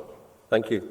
And can I begin by adding my thanks and congratulations to the Government of India for hosting such a fantastic conference. Thank you. Remarkably, this is the 9th conference of the parties to CMS that I have attended, and I cannot remember a more urgent situation than we are faced with now in dealing with the linked emergencies of climate change and biodiversity loss. So I would encourage all parties and observers to try to resource work in relation to climate change and biodiversity, migratory species in particular, going forward. Turning specifically then to the paper, we are in the process of implementing a very clear programme of work. We have more to do in the triennium ahead. Two highlights for me will be a further and continuing assessment of the impact of climate change on migratory species. We do need the overview as well as individual examples. And secondly will be to continue the assessment of adaptation techniques that can be used to try to reduce the impact and to help migratory species adapt in the years ahead. In particular, we hope to hold a workshop of our climate change working group in the next year, ideally in the next 6 to 8 months, so that we can focus our attention, review the science, and then move forward with clear actions that can be taken for adaptation. We want to look also at the better use of national reports to the Convention so that we can analyse these along with reports to other United Nations conventions, so that we look at synergies and commonalities, if you like, between the reporting process to avoid duplication and an overly bureaucratic approach, to keep it simple. And then importantly, we want to link some of the results from that workshop and from the reporting to the forthcoming UN FCCC conference that will be held in Glasgow later this year, that provides, I think, an excellent opportunity to begin to look for natural solutions to the issues that we're faced with. So we have a lot to do. We also want to look at the interpretation of paragraph 9 in Resolution 1221 that looks at the distribution of species in relation to climate change and how that might change in the future. So the working group will be active. It has been active. It needs to be active in the year ahead. We do need resources, of course, to undertake that work. So I would appeal again for your support in doing that. And finally, could I just refer you to the fact sheets that the Secretariat have produced that are, I think, neat summaries of some of the issues that migratory species are facing. With that, thank you very much. Thank you very much. I will now open the floor for brief comments on document 26.4.8. If you are just supporting, kindly let's save time. I will give priority to those suggesting improvements or general brief comments.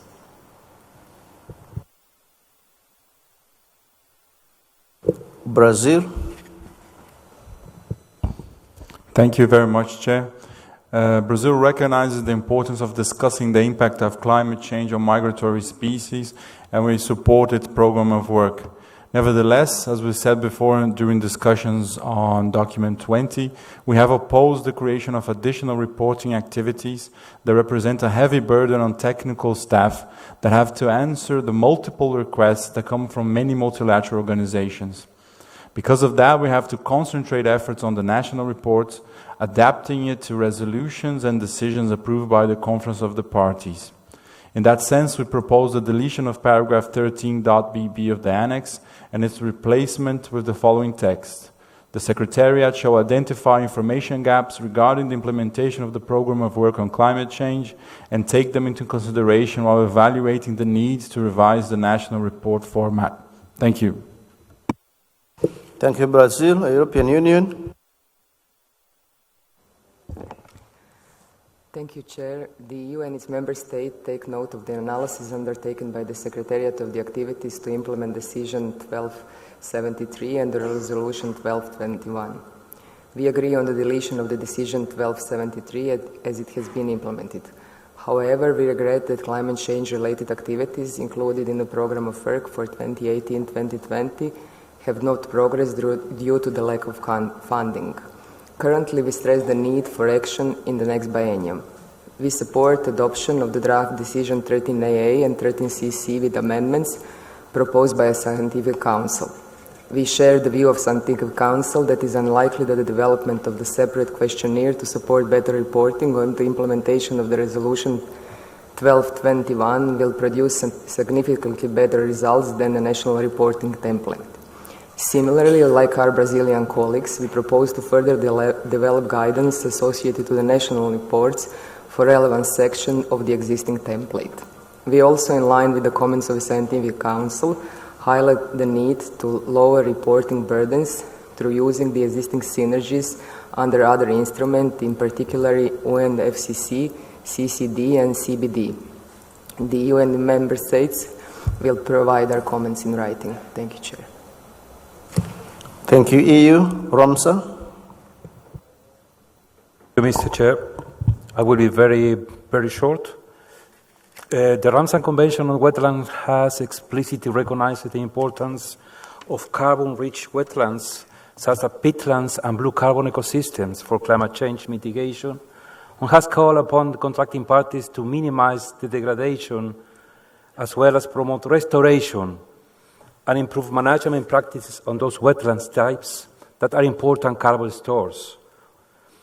I think it's important to increase and to enhance cooperation among CMS and Ramsar Convention in climate change, particularly because it's one of the big topics for the Convention in terms to promote and follow in the work proposed for the STRP, the Scientific Review Panel working for Ramsar Convention. Thank you very much, Mr. Chair. Thank you, Ramsar. Humane Society International. Thank you, Chairman.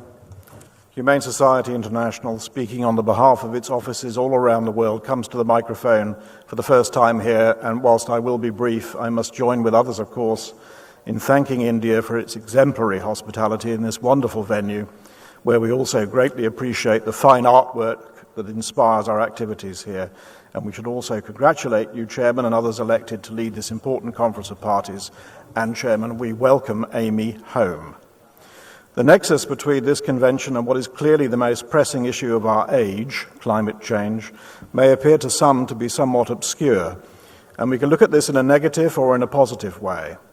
The negative view may be that all our efforts here will come to nothing unless we effectively push the horrors of climate change back. And it is increasingly clear that this is not just a gentle trend in warming that we face, but more significantly extreme weather events outside the evolutionary experience of our species, of all species, and indeed including ourselves. The more positive and therefore more appropriate interpretation is that within the protection of biodiversity sits in some significant part the answer to this problem. And I can give you a brief example. The logo of the COP shows a protective circle of whale tails. and evidence is mounting that the great whales are our allies in fighting climate change. They are vast swimming sinks of carbon, and additionally they are ocean engineers, for example, moving nutrients from the ocean depths into the photic zones and promoting growth there. As some of their populations recover from centuries of vicious exploitation which decimated and exterminated populations, we can now recognize them and robust and functional marine biodiversity as much a part of our response to the climate crisis as protecting and planting forests. So we are now not so much saving the whales as they are protecting and saving us. Chairman, we gratefully acknowledge the further work planned on the role of whales in marine ecosystems planned by the International Whaling Commission, and we thank the COP-appointed councillor here for climate change for his wise leadership. CMS should continue to carefully explain to the wider world the risks to migratory species from climate change. We should seek adaptive and advocate adaptive responses, and we should also seek to integrate our work into that of other MEAs into swiftly developing effective answers. Finally, let us listen to the young people. Greta Thunberg, speaking for her generation, told us last year, "You must unite behind the science. You must take action. You must do the impossible, because giving up can never be an option." Thank you. Thank you, Humane Society International. I propose that we receive the comments of Brazil and EU. We integrate them and look at the document again as a CRP document. Do we have any objections to that proposed way forward? I see no objection. We shall conclude it as such for now.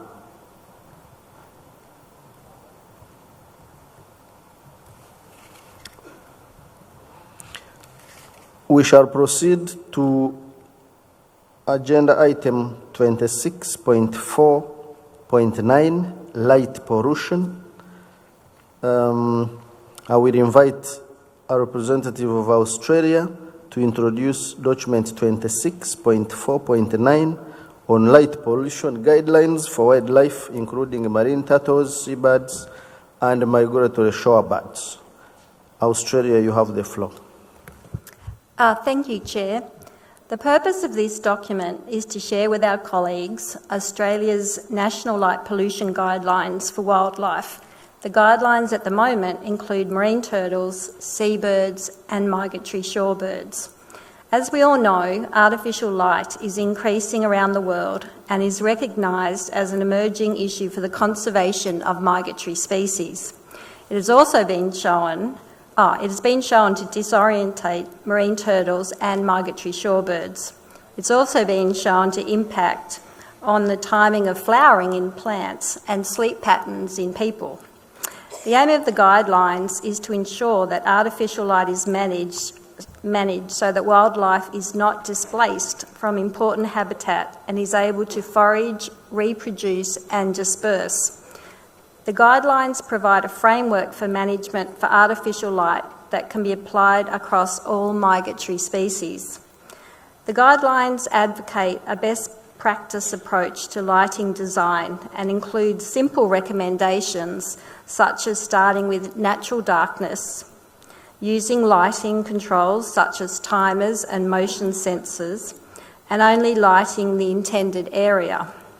While these recommendations seem obvious to us, they were new to the lighting design engineers who helped us develop the guidelines. Where artificial light is proposed to be introduced in an area which is close to important habitat for migratory species, the guidelines outline an environmental impact assessment process to be undertaken. We have defined close as within 20 kilometres. The guidelines also provide detailed, specific information for the management of artificial light around turtles, seabirds and migratory shorebirds. It is our intention that this information will also be made available as handouts specific to each species group. We also intend to develop handouts for other migratory species groups in the future, such as bats, and we'd welcome collaboration from any other countries who would be interested in this. Australia supports the EU proposal, which we're about to discuss in document 26.4.9.2, that the theme of the next World Migratory Bird Day be dedicated to reducing light pollution.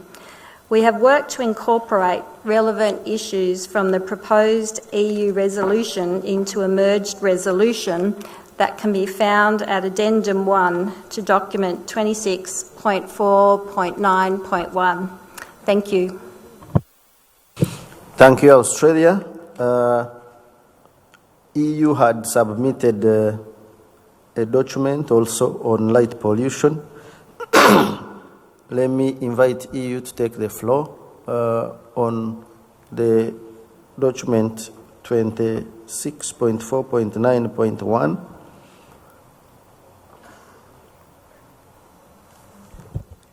Thank you, Chair. The EU and its member states acknowledge Australia's health and a sound proposal concerning light pollution.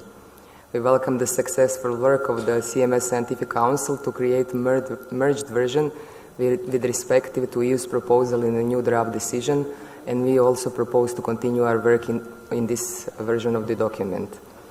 Additionally, what was proposed in the merged document, we would like to stress that existing guidance do not cover all taxa potentially impacted by the light pollution, and we propose related amendments in the draft decision. We also have a few technical amendments which we would submit in writing, and we are glad to share the additional existing technical documents specific to sea turtles, which could be also taken into account when considering challenge of the light pollution of the migratory species. And in the good spirit, together with Australia and the Scientific Council, in diminishing negative effects of nocturnal anthropogenic light on the pollution, we are hoping that all the present here can adopt the text of the draft resolution and decision. Thank you. Thank you very much, EU. With your submission is document 26.4.9.2 still to be discussed, or it's already, you are satisfied with it being integrated in 26.4.9.1?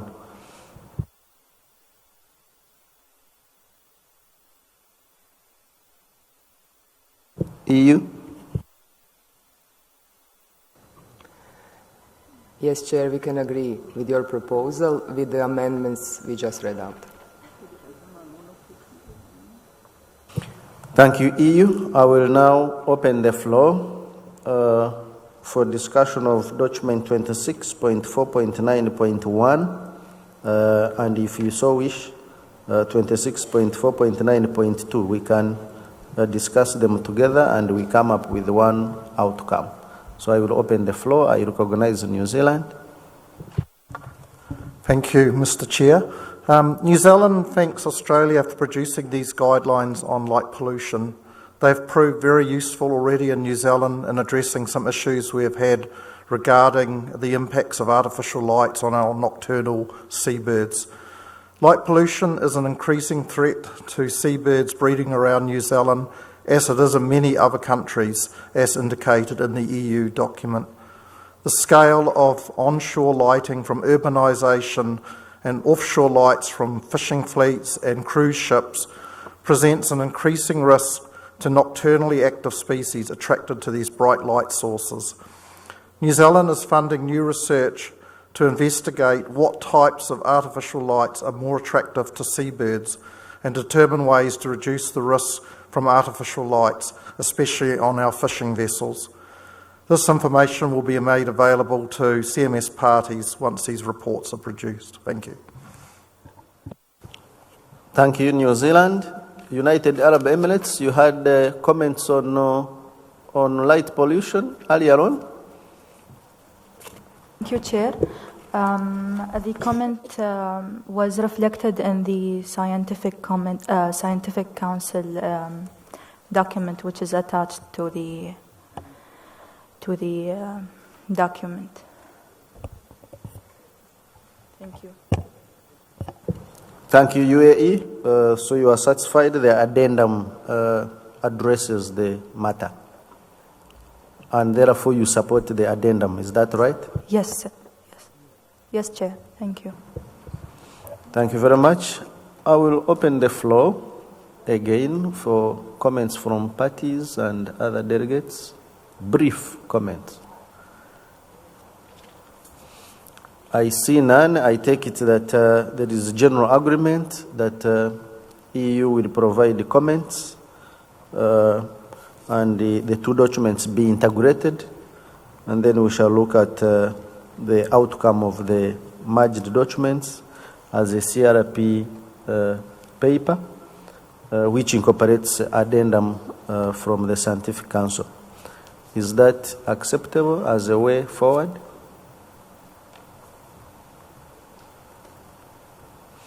I see no objection, so I take it that the documents will be merged and further comments from EU incorporated and addendum from the Scientific Council incorporated as well.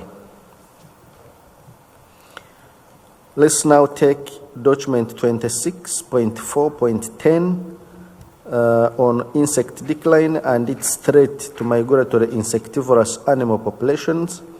I invite a representative of the European Union to introduce document 26.4.10. EU, please. Thank you, Chair. I speak on behalf of EU and its member states. There is a consensus in the scientific community about the dramatic declines of insect diversity, biomass, and abundance in many parts of the world. Not only rare specialist insect species are declining, but also generalist species, which were once common and widespread.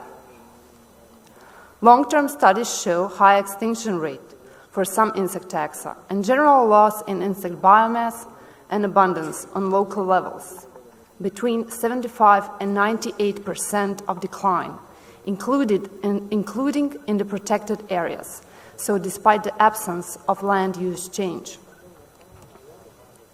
Insects play a vital role for correct functioning of the world's ecosystems and provide many ecosystem services.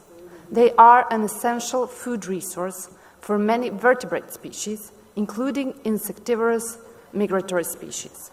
In this sense, insect decline can impact the population of migratory insectivorous species.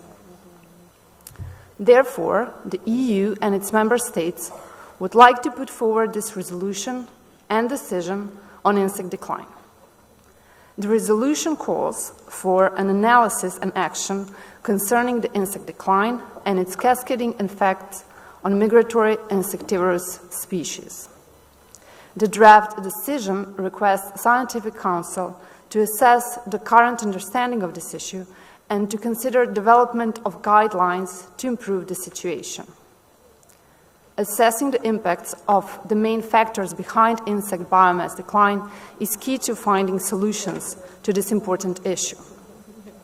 The EU and its member states would like to thank the Scientific Council for their comments.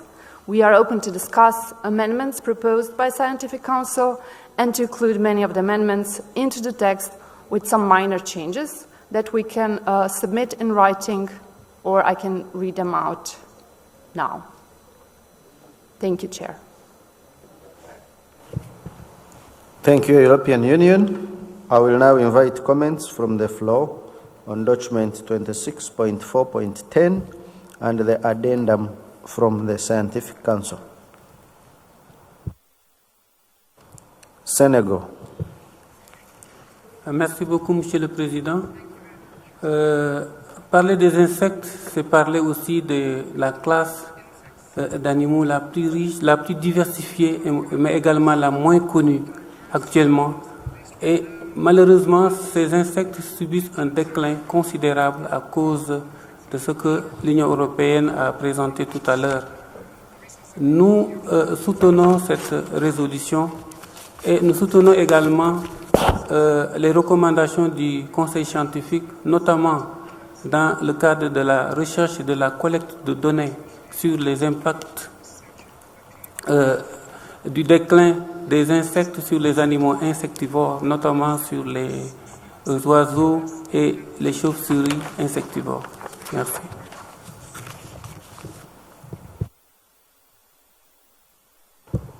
Thank you, Senegal. Australia. Australia would like to thank the European Union for bringing this draft resolution forward for consideration. Australia recognises the importance of insect biodiversity, not only to migratory species, but all ecosystems and to human health. Australia has observed declines in a number of land birds and bats, not all migratory, which may be associated with declines in insect biomass. Australia supports the intent of the draft resolution and draft decisions with the following amendment to Decision 13AA in the chapeau. I'd like to suggest the Scientific Committee shall consider, subject to availability of resources, in its first meeting of the Sessional Committee after COP13, the following topics. So just adding the words, subject to availability of resources. Thank you. Thank you, Australia. WWF. Thank you, Mr. Chairman. This intervention is made on behalf of BirdLife, International Fund for Animal Welfare and WWF. We thank the European Union for raising this issue at CMS. Indeed, one could argue that it is long overdue. As the document explains, the rapid decline of half the world's insect species is well documented. Far from being a phenomenon only associated with niche or specialist species, some of the taxa affected were once relatively common and were a fundamental component of many natural and semi-natural ecosystems. Although the document correctly focuses on the implications for migratory animals, this decline is also a serious concern for humankind. We also welcome the comments of the Scientific Council on the draft resolution and decision contained in the document, especially those regarding the impacts and use of agricultural pesticides. We warmly support the document and call for its adoption with the amendments proposed by the Scientific Council. Thank you, Mr. Chairman. Thank you, WWF. Brazil. Thank you, Chair. We also have noticed in Brazil the drastic decline of insect population, and definitely it has to be studied, the effects of that on migratory species, especially on bird migratory species. We have some specific comments on the resolution, and we will send it to the Secretariat. Thank you. Thank you, Brazil. Younger Naturalists Network. Thank you, Chair. We support that resolution being by you, and we also support that addendum of Scientific Council. Thank you. Thank you very much. I take it that there is general support for the document, and I suggest that we receive comments from Brazil, Australia, and EU had further comments on the addendum from the Scientific Council. Let's have those written comments for integration, and then we look at it as a CRP document. Is that acceptable? I see no objection. I take it that that will be the proposed way forward. Thank you. Let me now invite the Secretariat to introduce document 26.4.11 on infrastructure development and migratory species. Secretariat, please. Thank you, Mr. Chair. The Secretariat would like to introduce document 26.4.11, which reports on progress to implement Resolution 7.2 Rev COP12, Impact Assessment and Migratory Species. The document also includes draft decisions in the annex. This document focuses on the impact of linear infrastructure on terrestrial migratory species. By 2050, at least 25 million kilometers of new roads are projected to be developed across the world. Given this rapid increase, the need for taking measures to conserve migratory species is especially urgent. In this regard, the draft decision suggests establishing a multi-stakeholder working group on linear infrastructure under the Scientific Council. The working group would review available information, including existing standards, guidelines, and best practices, identify areas where further assistance is needed for parties to implement Resolution 7.2 Rev COP 12, develop a work plan and identify priority tasks for the working group, and provide recommendations on the future direction of work under the Convention to further assist parties in addressing the impact of linear infrastructure on migratory species. The working group would build on existing work under CMS to reduce the impact of infrastructure on migratory species, such as those under CAMI and the Energy Task Force. The Conference of the Parties is invited to consider draft decisions as contained in the annex of the document. Thank you. Thank you, Secretariat. I now invite comments on document 26.4.11 from the floor. European Union.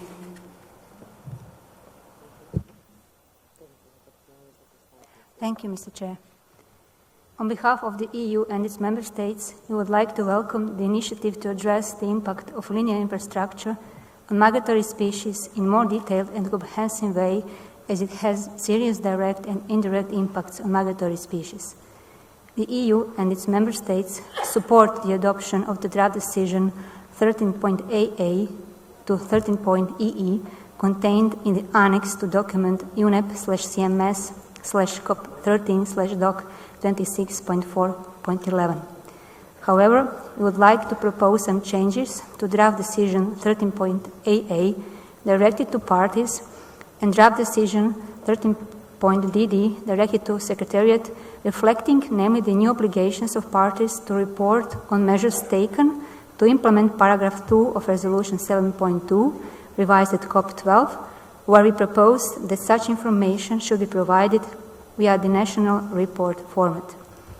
Also, we would like to propose some changes regarding decision 13.BB and 13.CC directed to Scientific Council, reflecting the fact that Scientific Council could work only according to the availability of resources.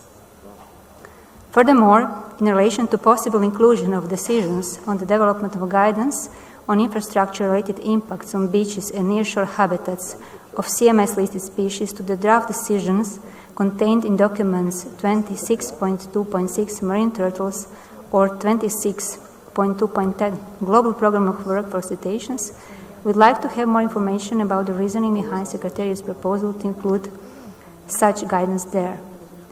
The EU and its member states will submit the proposed changes in writing. Thank you, Mr. Chair. Thank you, EU. Let's take India. Thank you, Mr. Chair, for giving India again opportunity to make comments. And we thank CMS Secretariat for introducing the document on linear infrastructure. India is a developing country, and as a part of the development agenda, there is a great emphasis on improvement of road and rail connectivity. And this comes with the challenges in the form of blocking the regular movement of migratory species. Taking this into concern, India has formulated guidelines on eco-friendly measures to mitigate impacts of linear infrastructure on wildlife in protected areas. Increasingly, this guidance document is being referred while planning of infrastructure projects. Thank you, Mr. Chair. Thank you, India. Mongolia. Thank you, Chair. Mongolia supports the report and draft decision on sustainable infrastructure and migratory species. Just brief comment on the report. UNEA 4 endorsed resolution on sustainable infrastructure, calling actions to strengthen strategic environmental assessment and environmental impact assessment, and also to promote nature-based solution and environmentally friendly technologies, as well as green investment. and more importantly, relevant to the CMS.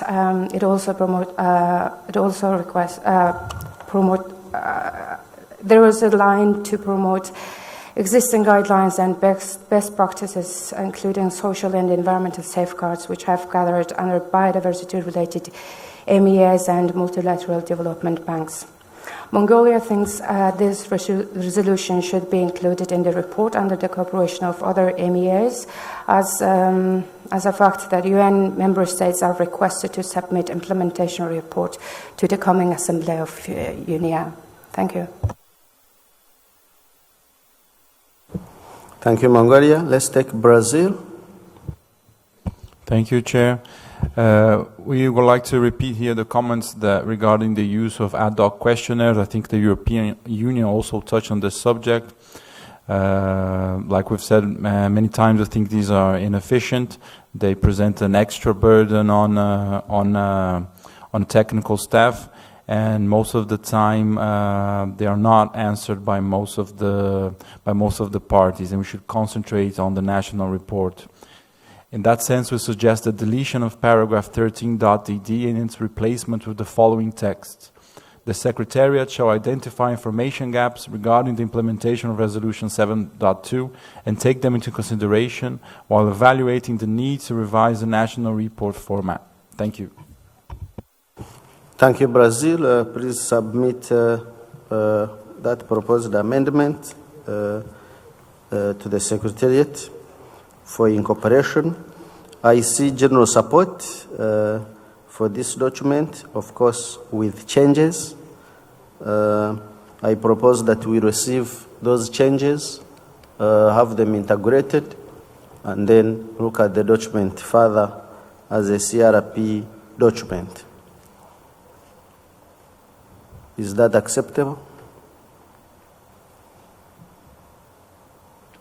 I see no objection from parties, so I take it that it is acceptable. We shall receive comments.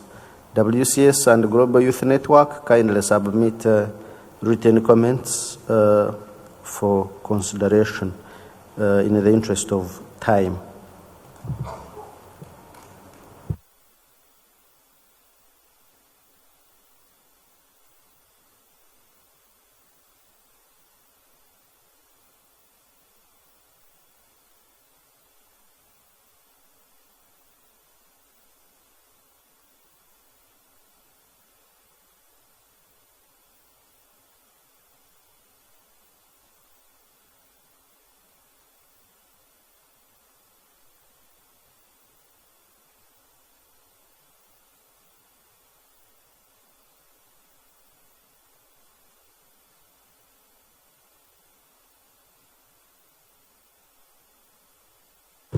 I invite parties to open the in-session folder on the meeting website.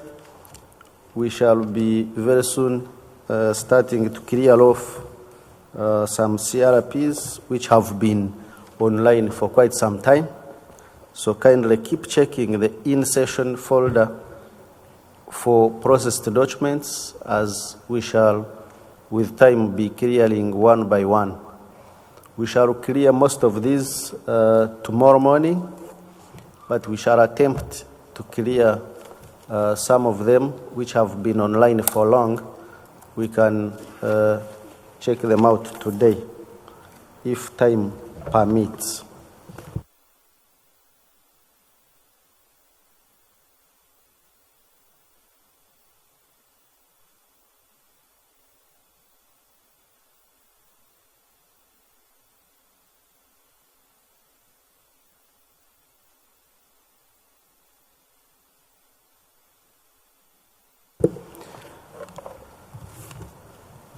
Okay. I invite parties to look at CRP 14.1. This has been on the website for quite some time. This is the draft decision on strategic plan. CRP 14.1, draft decision on strategic plan.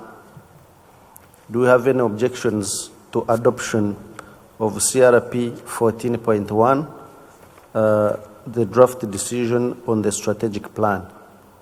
It's already posted on the in-session documents, and it is interpreted in all the languages of the convention. Do you have an objection to adoption of CRP 14.1? I see South Africa.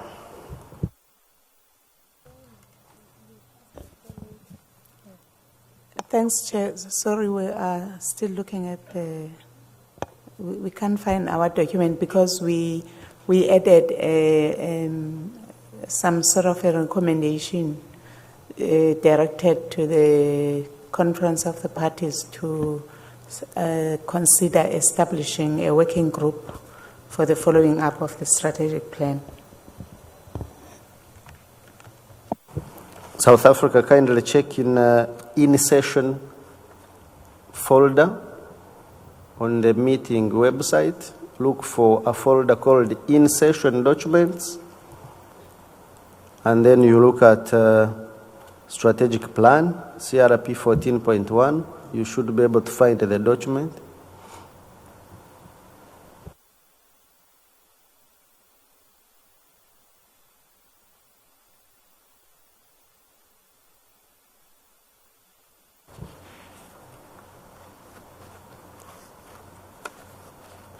And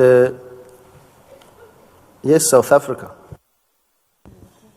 Thanks, Chair. Just for the sake of progress, we would propose that we add that because we can't find it in the document. Maybe there has been an oversight in the edition. What was the addition? There was nothing directed to the Conference of the Parties, and our proposal was an addition for the Conference of the Parties to consider establishing a working group to facilitate the follow-up to the strategic plan 2015-2023. Can we get clarification from the Secretariat what that means?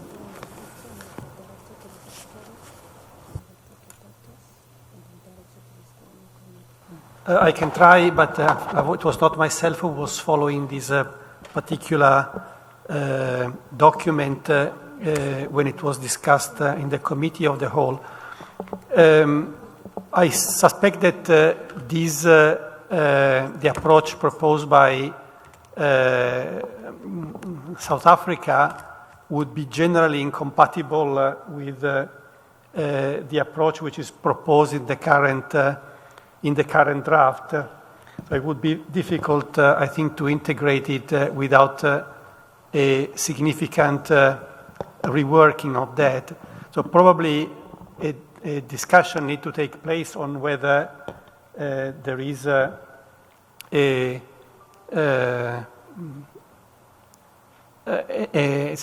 decision on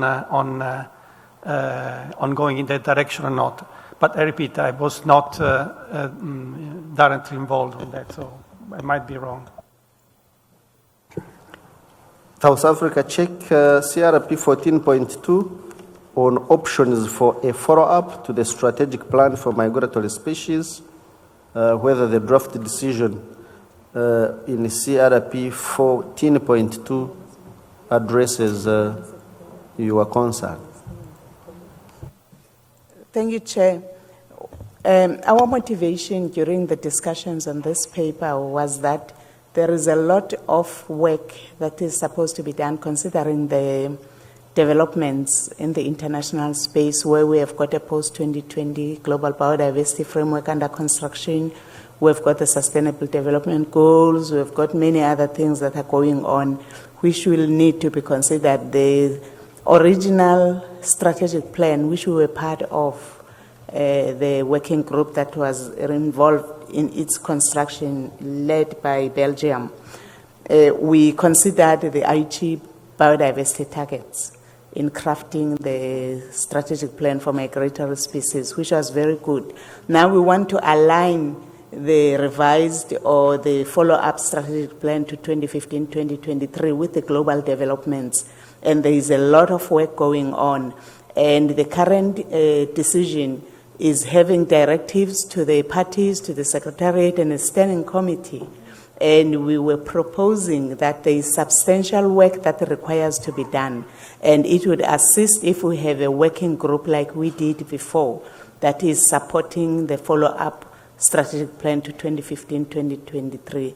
I'm referring to the request by the Secretary to have a motivation. That was the motivation in the discussion.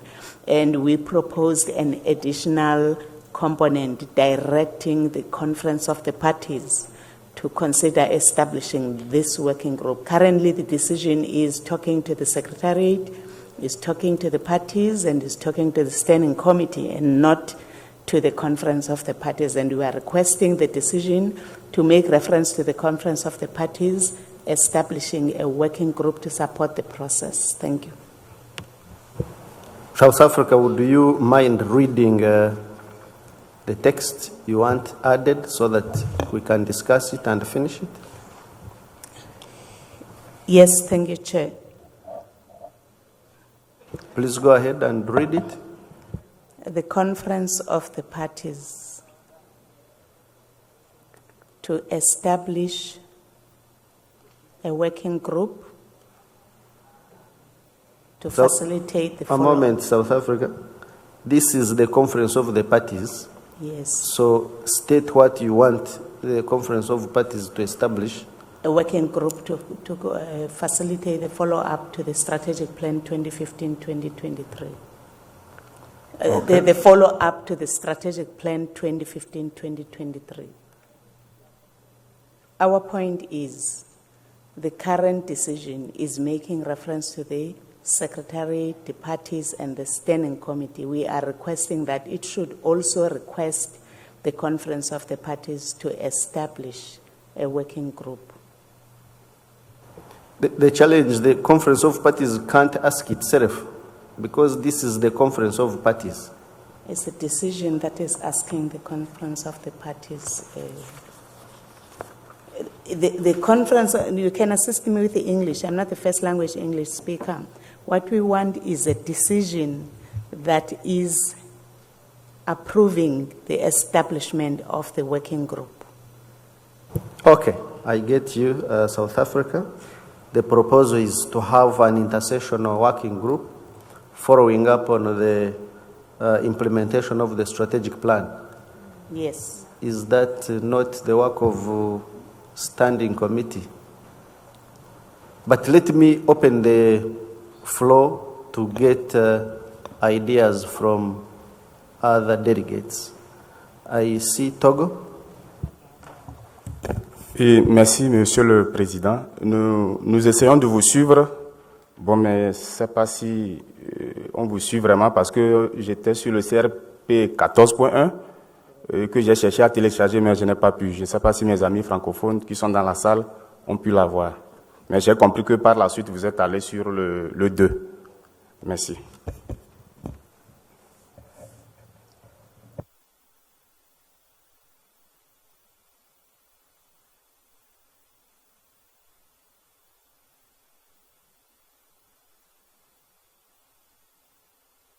European Union.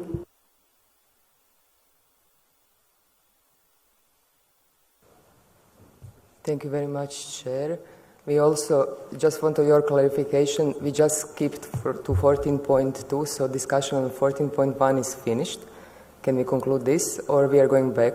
This is our first question. Our second point is that we are in line with the Chair's ruling that this is the Standing Committee. This work is intersessionally between two working groups, and if some other proposal, textual changes come up today, then we would like that this agenda item is taken upon in the conference, in the committee of the whole tomorrow, so we have more time to coordinate internally because this is substantive changes in the proposal as it is such. Thank you. Thank you, EU. To clarify your question, we are still on 14.1, but South Africa had asked on follow-up of implementation. which is actually a substantive decision in 14.2.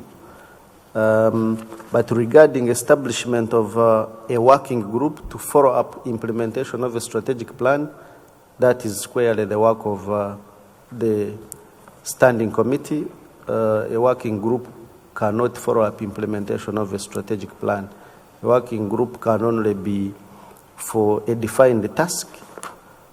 Implementation is the function of the Conference of Parties, and in the absence of the Conference of Parties, the Standing Committee follows up on behalf of the Conference of Parties. Does that solve the problem, South Africa? I come back to you. Thanks, Chair. That was raised in 14.1 and was referred to be raised in 14.2, even in the initial discussion. We can feel free to move it to 14.2. However, it's not follow-up on the implementation. It's a follow-up on the revision of the strategic plan that we're asking for. Therefore, if it is not the Conference of the Parties that confirms the establishment of the working group, in 14.2, we might request that in the activities of the Standing Committee to review the strategic plan considering the international developments, then we can add, because sometimes if we request for that working group during the Standing Committee, the argument might be it was not approved during the Conference of the Parties. That is our fear. We can raise that in 14.2, like it was said yesterday. We can close 14.1, but when we get to 14.2, consider that it can be the function of the Standing Committee as one of the activities to establish a follow-up strategic plan. It's not the following up on the implementation, but assisting in the review of the strategic plan as a follow-up plan to 2015-2023. Thanks, Chair. Thank you, South Africa. My understanding is that you have no problem with CRP 14.1 as is. Is that correct? Yes, Chair, is correct. Thank you. Togo, have you been able to identify, to download the document 14.1?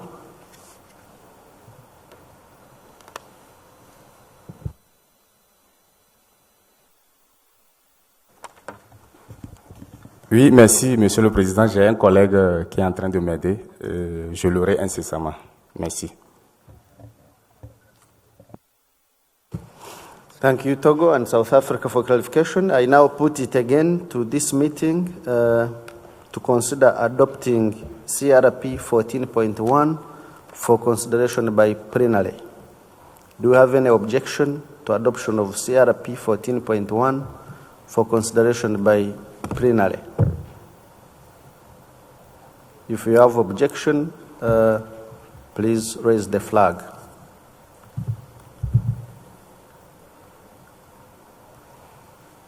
I see no objection from a party.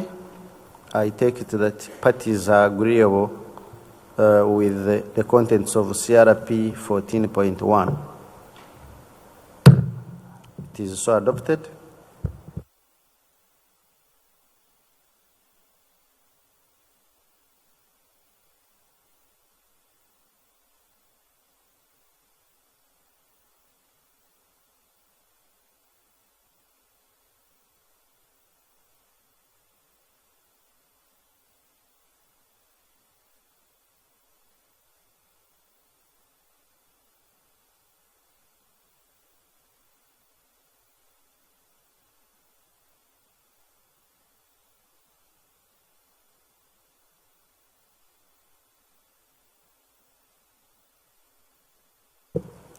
I invite the meeting to look at CRP 14.2.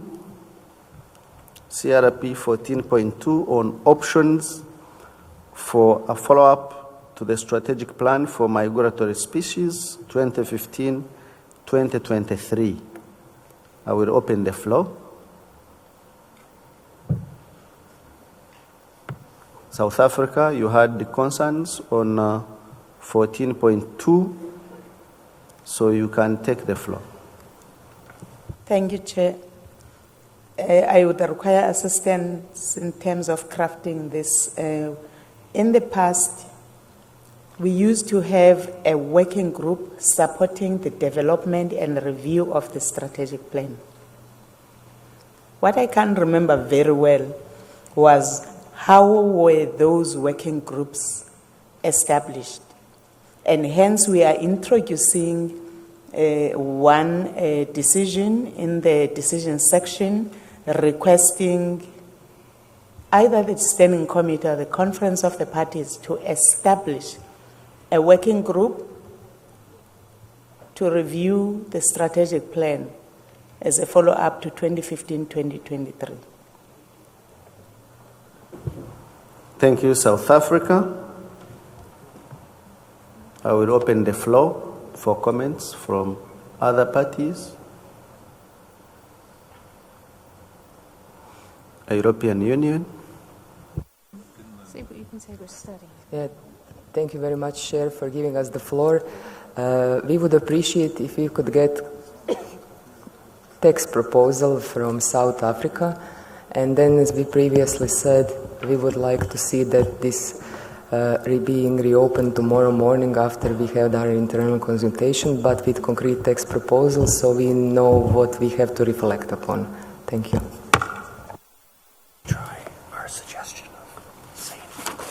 Okay, there is a proposal from this table. Let's see if it can accommodate South Africa's concerns.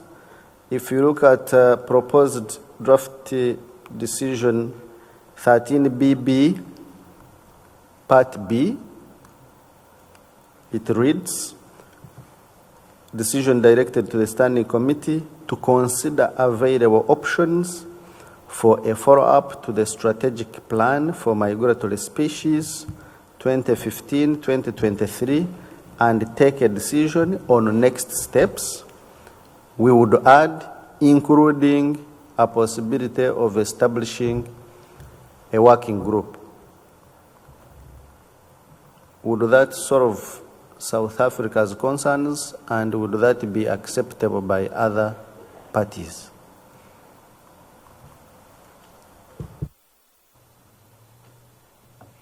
Thanks, Chair. Can you please reread?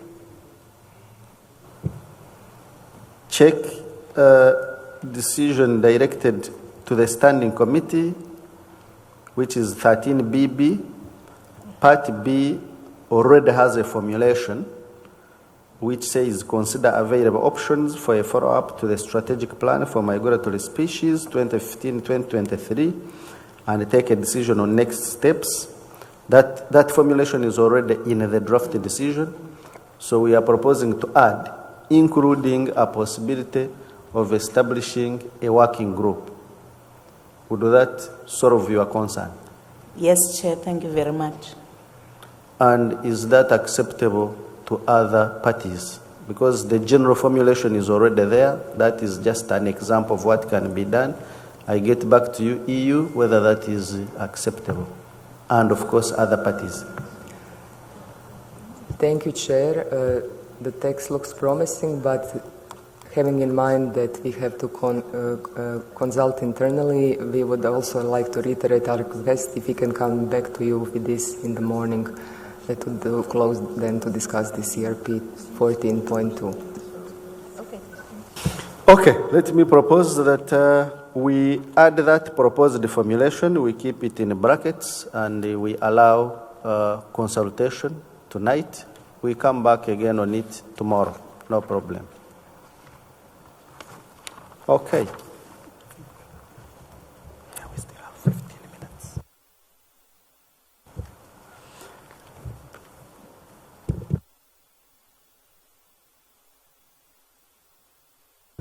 I invite members to look at CRP 17, which is CMS contribution to the post-2020 Global Biodiversity Framework.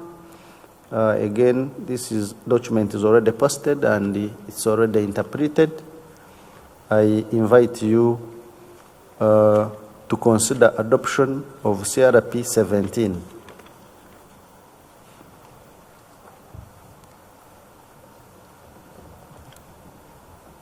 Do we have any objection to adoption of CRP 17 on CMS contribution to the post-2020 Global Biodiversity Framework, draft decision on migratory species in the post-2020 Global Biodiversity Framework? Do you have any objections to adoption of that CRP? I see no objection. I take it that CRP 17 as posted on the... I see Togo. Togo, you have the floor. Oui, une fois encore, je m'excuse, Monsieur le Président, mais je ne vois pas la version française. Je ne sais pas si je suis le seul francophone dans ce cas. Secretariat, clarify.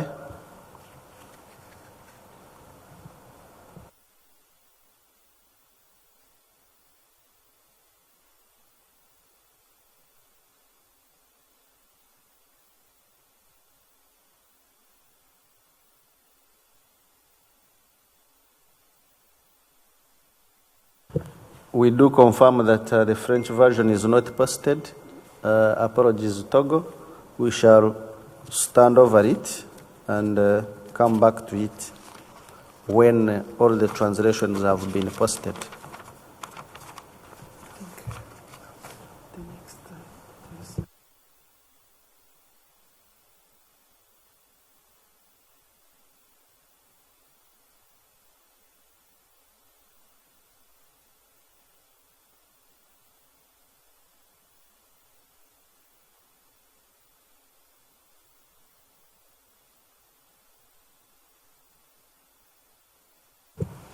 Okay, I think in the interest of fairness, most of the translations came in today. Let me suggest that we allow delegates time tonight to look at these CRPs so that we consider them for adoption when everyone is comfortable. So we would do, if you permit, stand over them. We give ourselves tonight to look through them and hoping that the Secretariat will have posted all translations, and then we look at them first thing in the morning. Is that okay, Brazil? I just have a question, Chair. If the necessary changes to translation, the budget document, if that has already been uploaded, or to the in-session documents, or to the meeting documents. Secretariat? At least I've seen here that the in-meeting documents in French and Spanish have not been adopted, have not been updated, and are different from the English documents still. From the in-session document folder I can access online, the budget is not yet posted, so it is still work in progress. The resolution on the budget is not yet posted.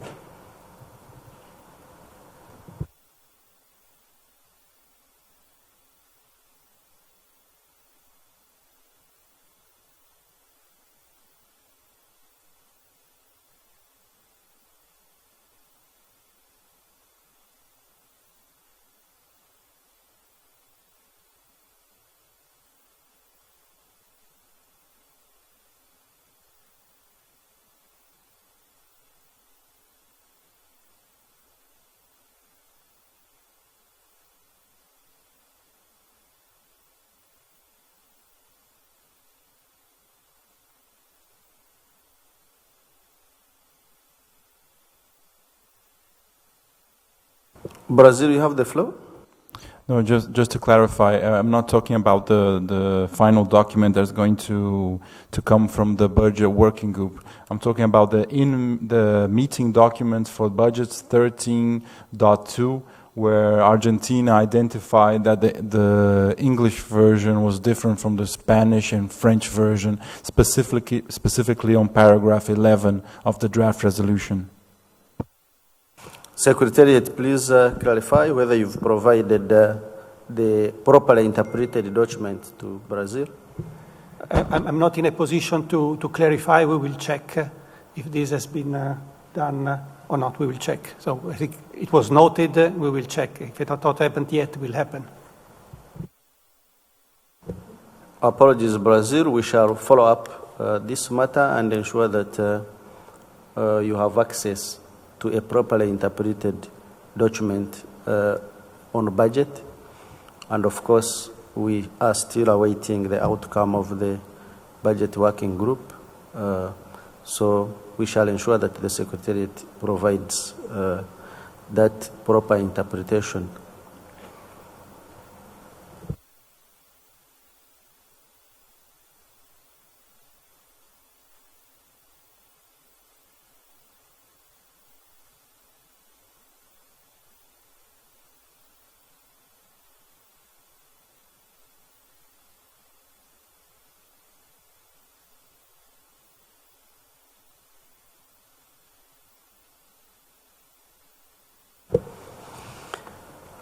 Right.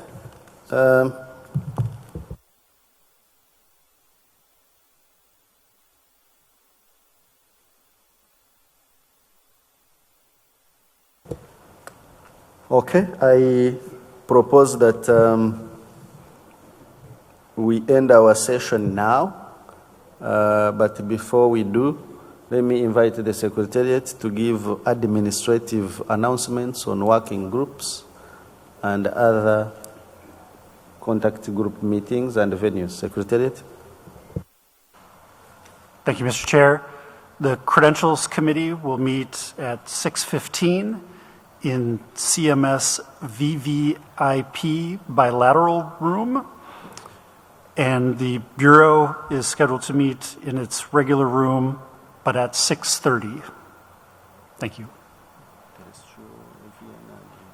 Oh, sorry, and the species working groups will meet as they have been over the past couple of nights. Thank you. Thank you very much, distinguished delegates. This meeting is adjourned. We meet again tomorrow, same time, same venue. Thank you very much. Enjoy your time in working groups.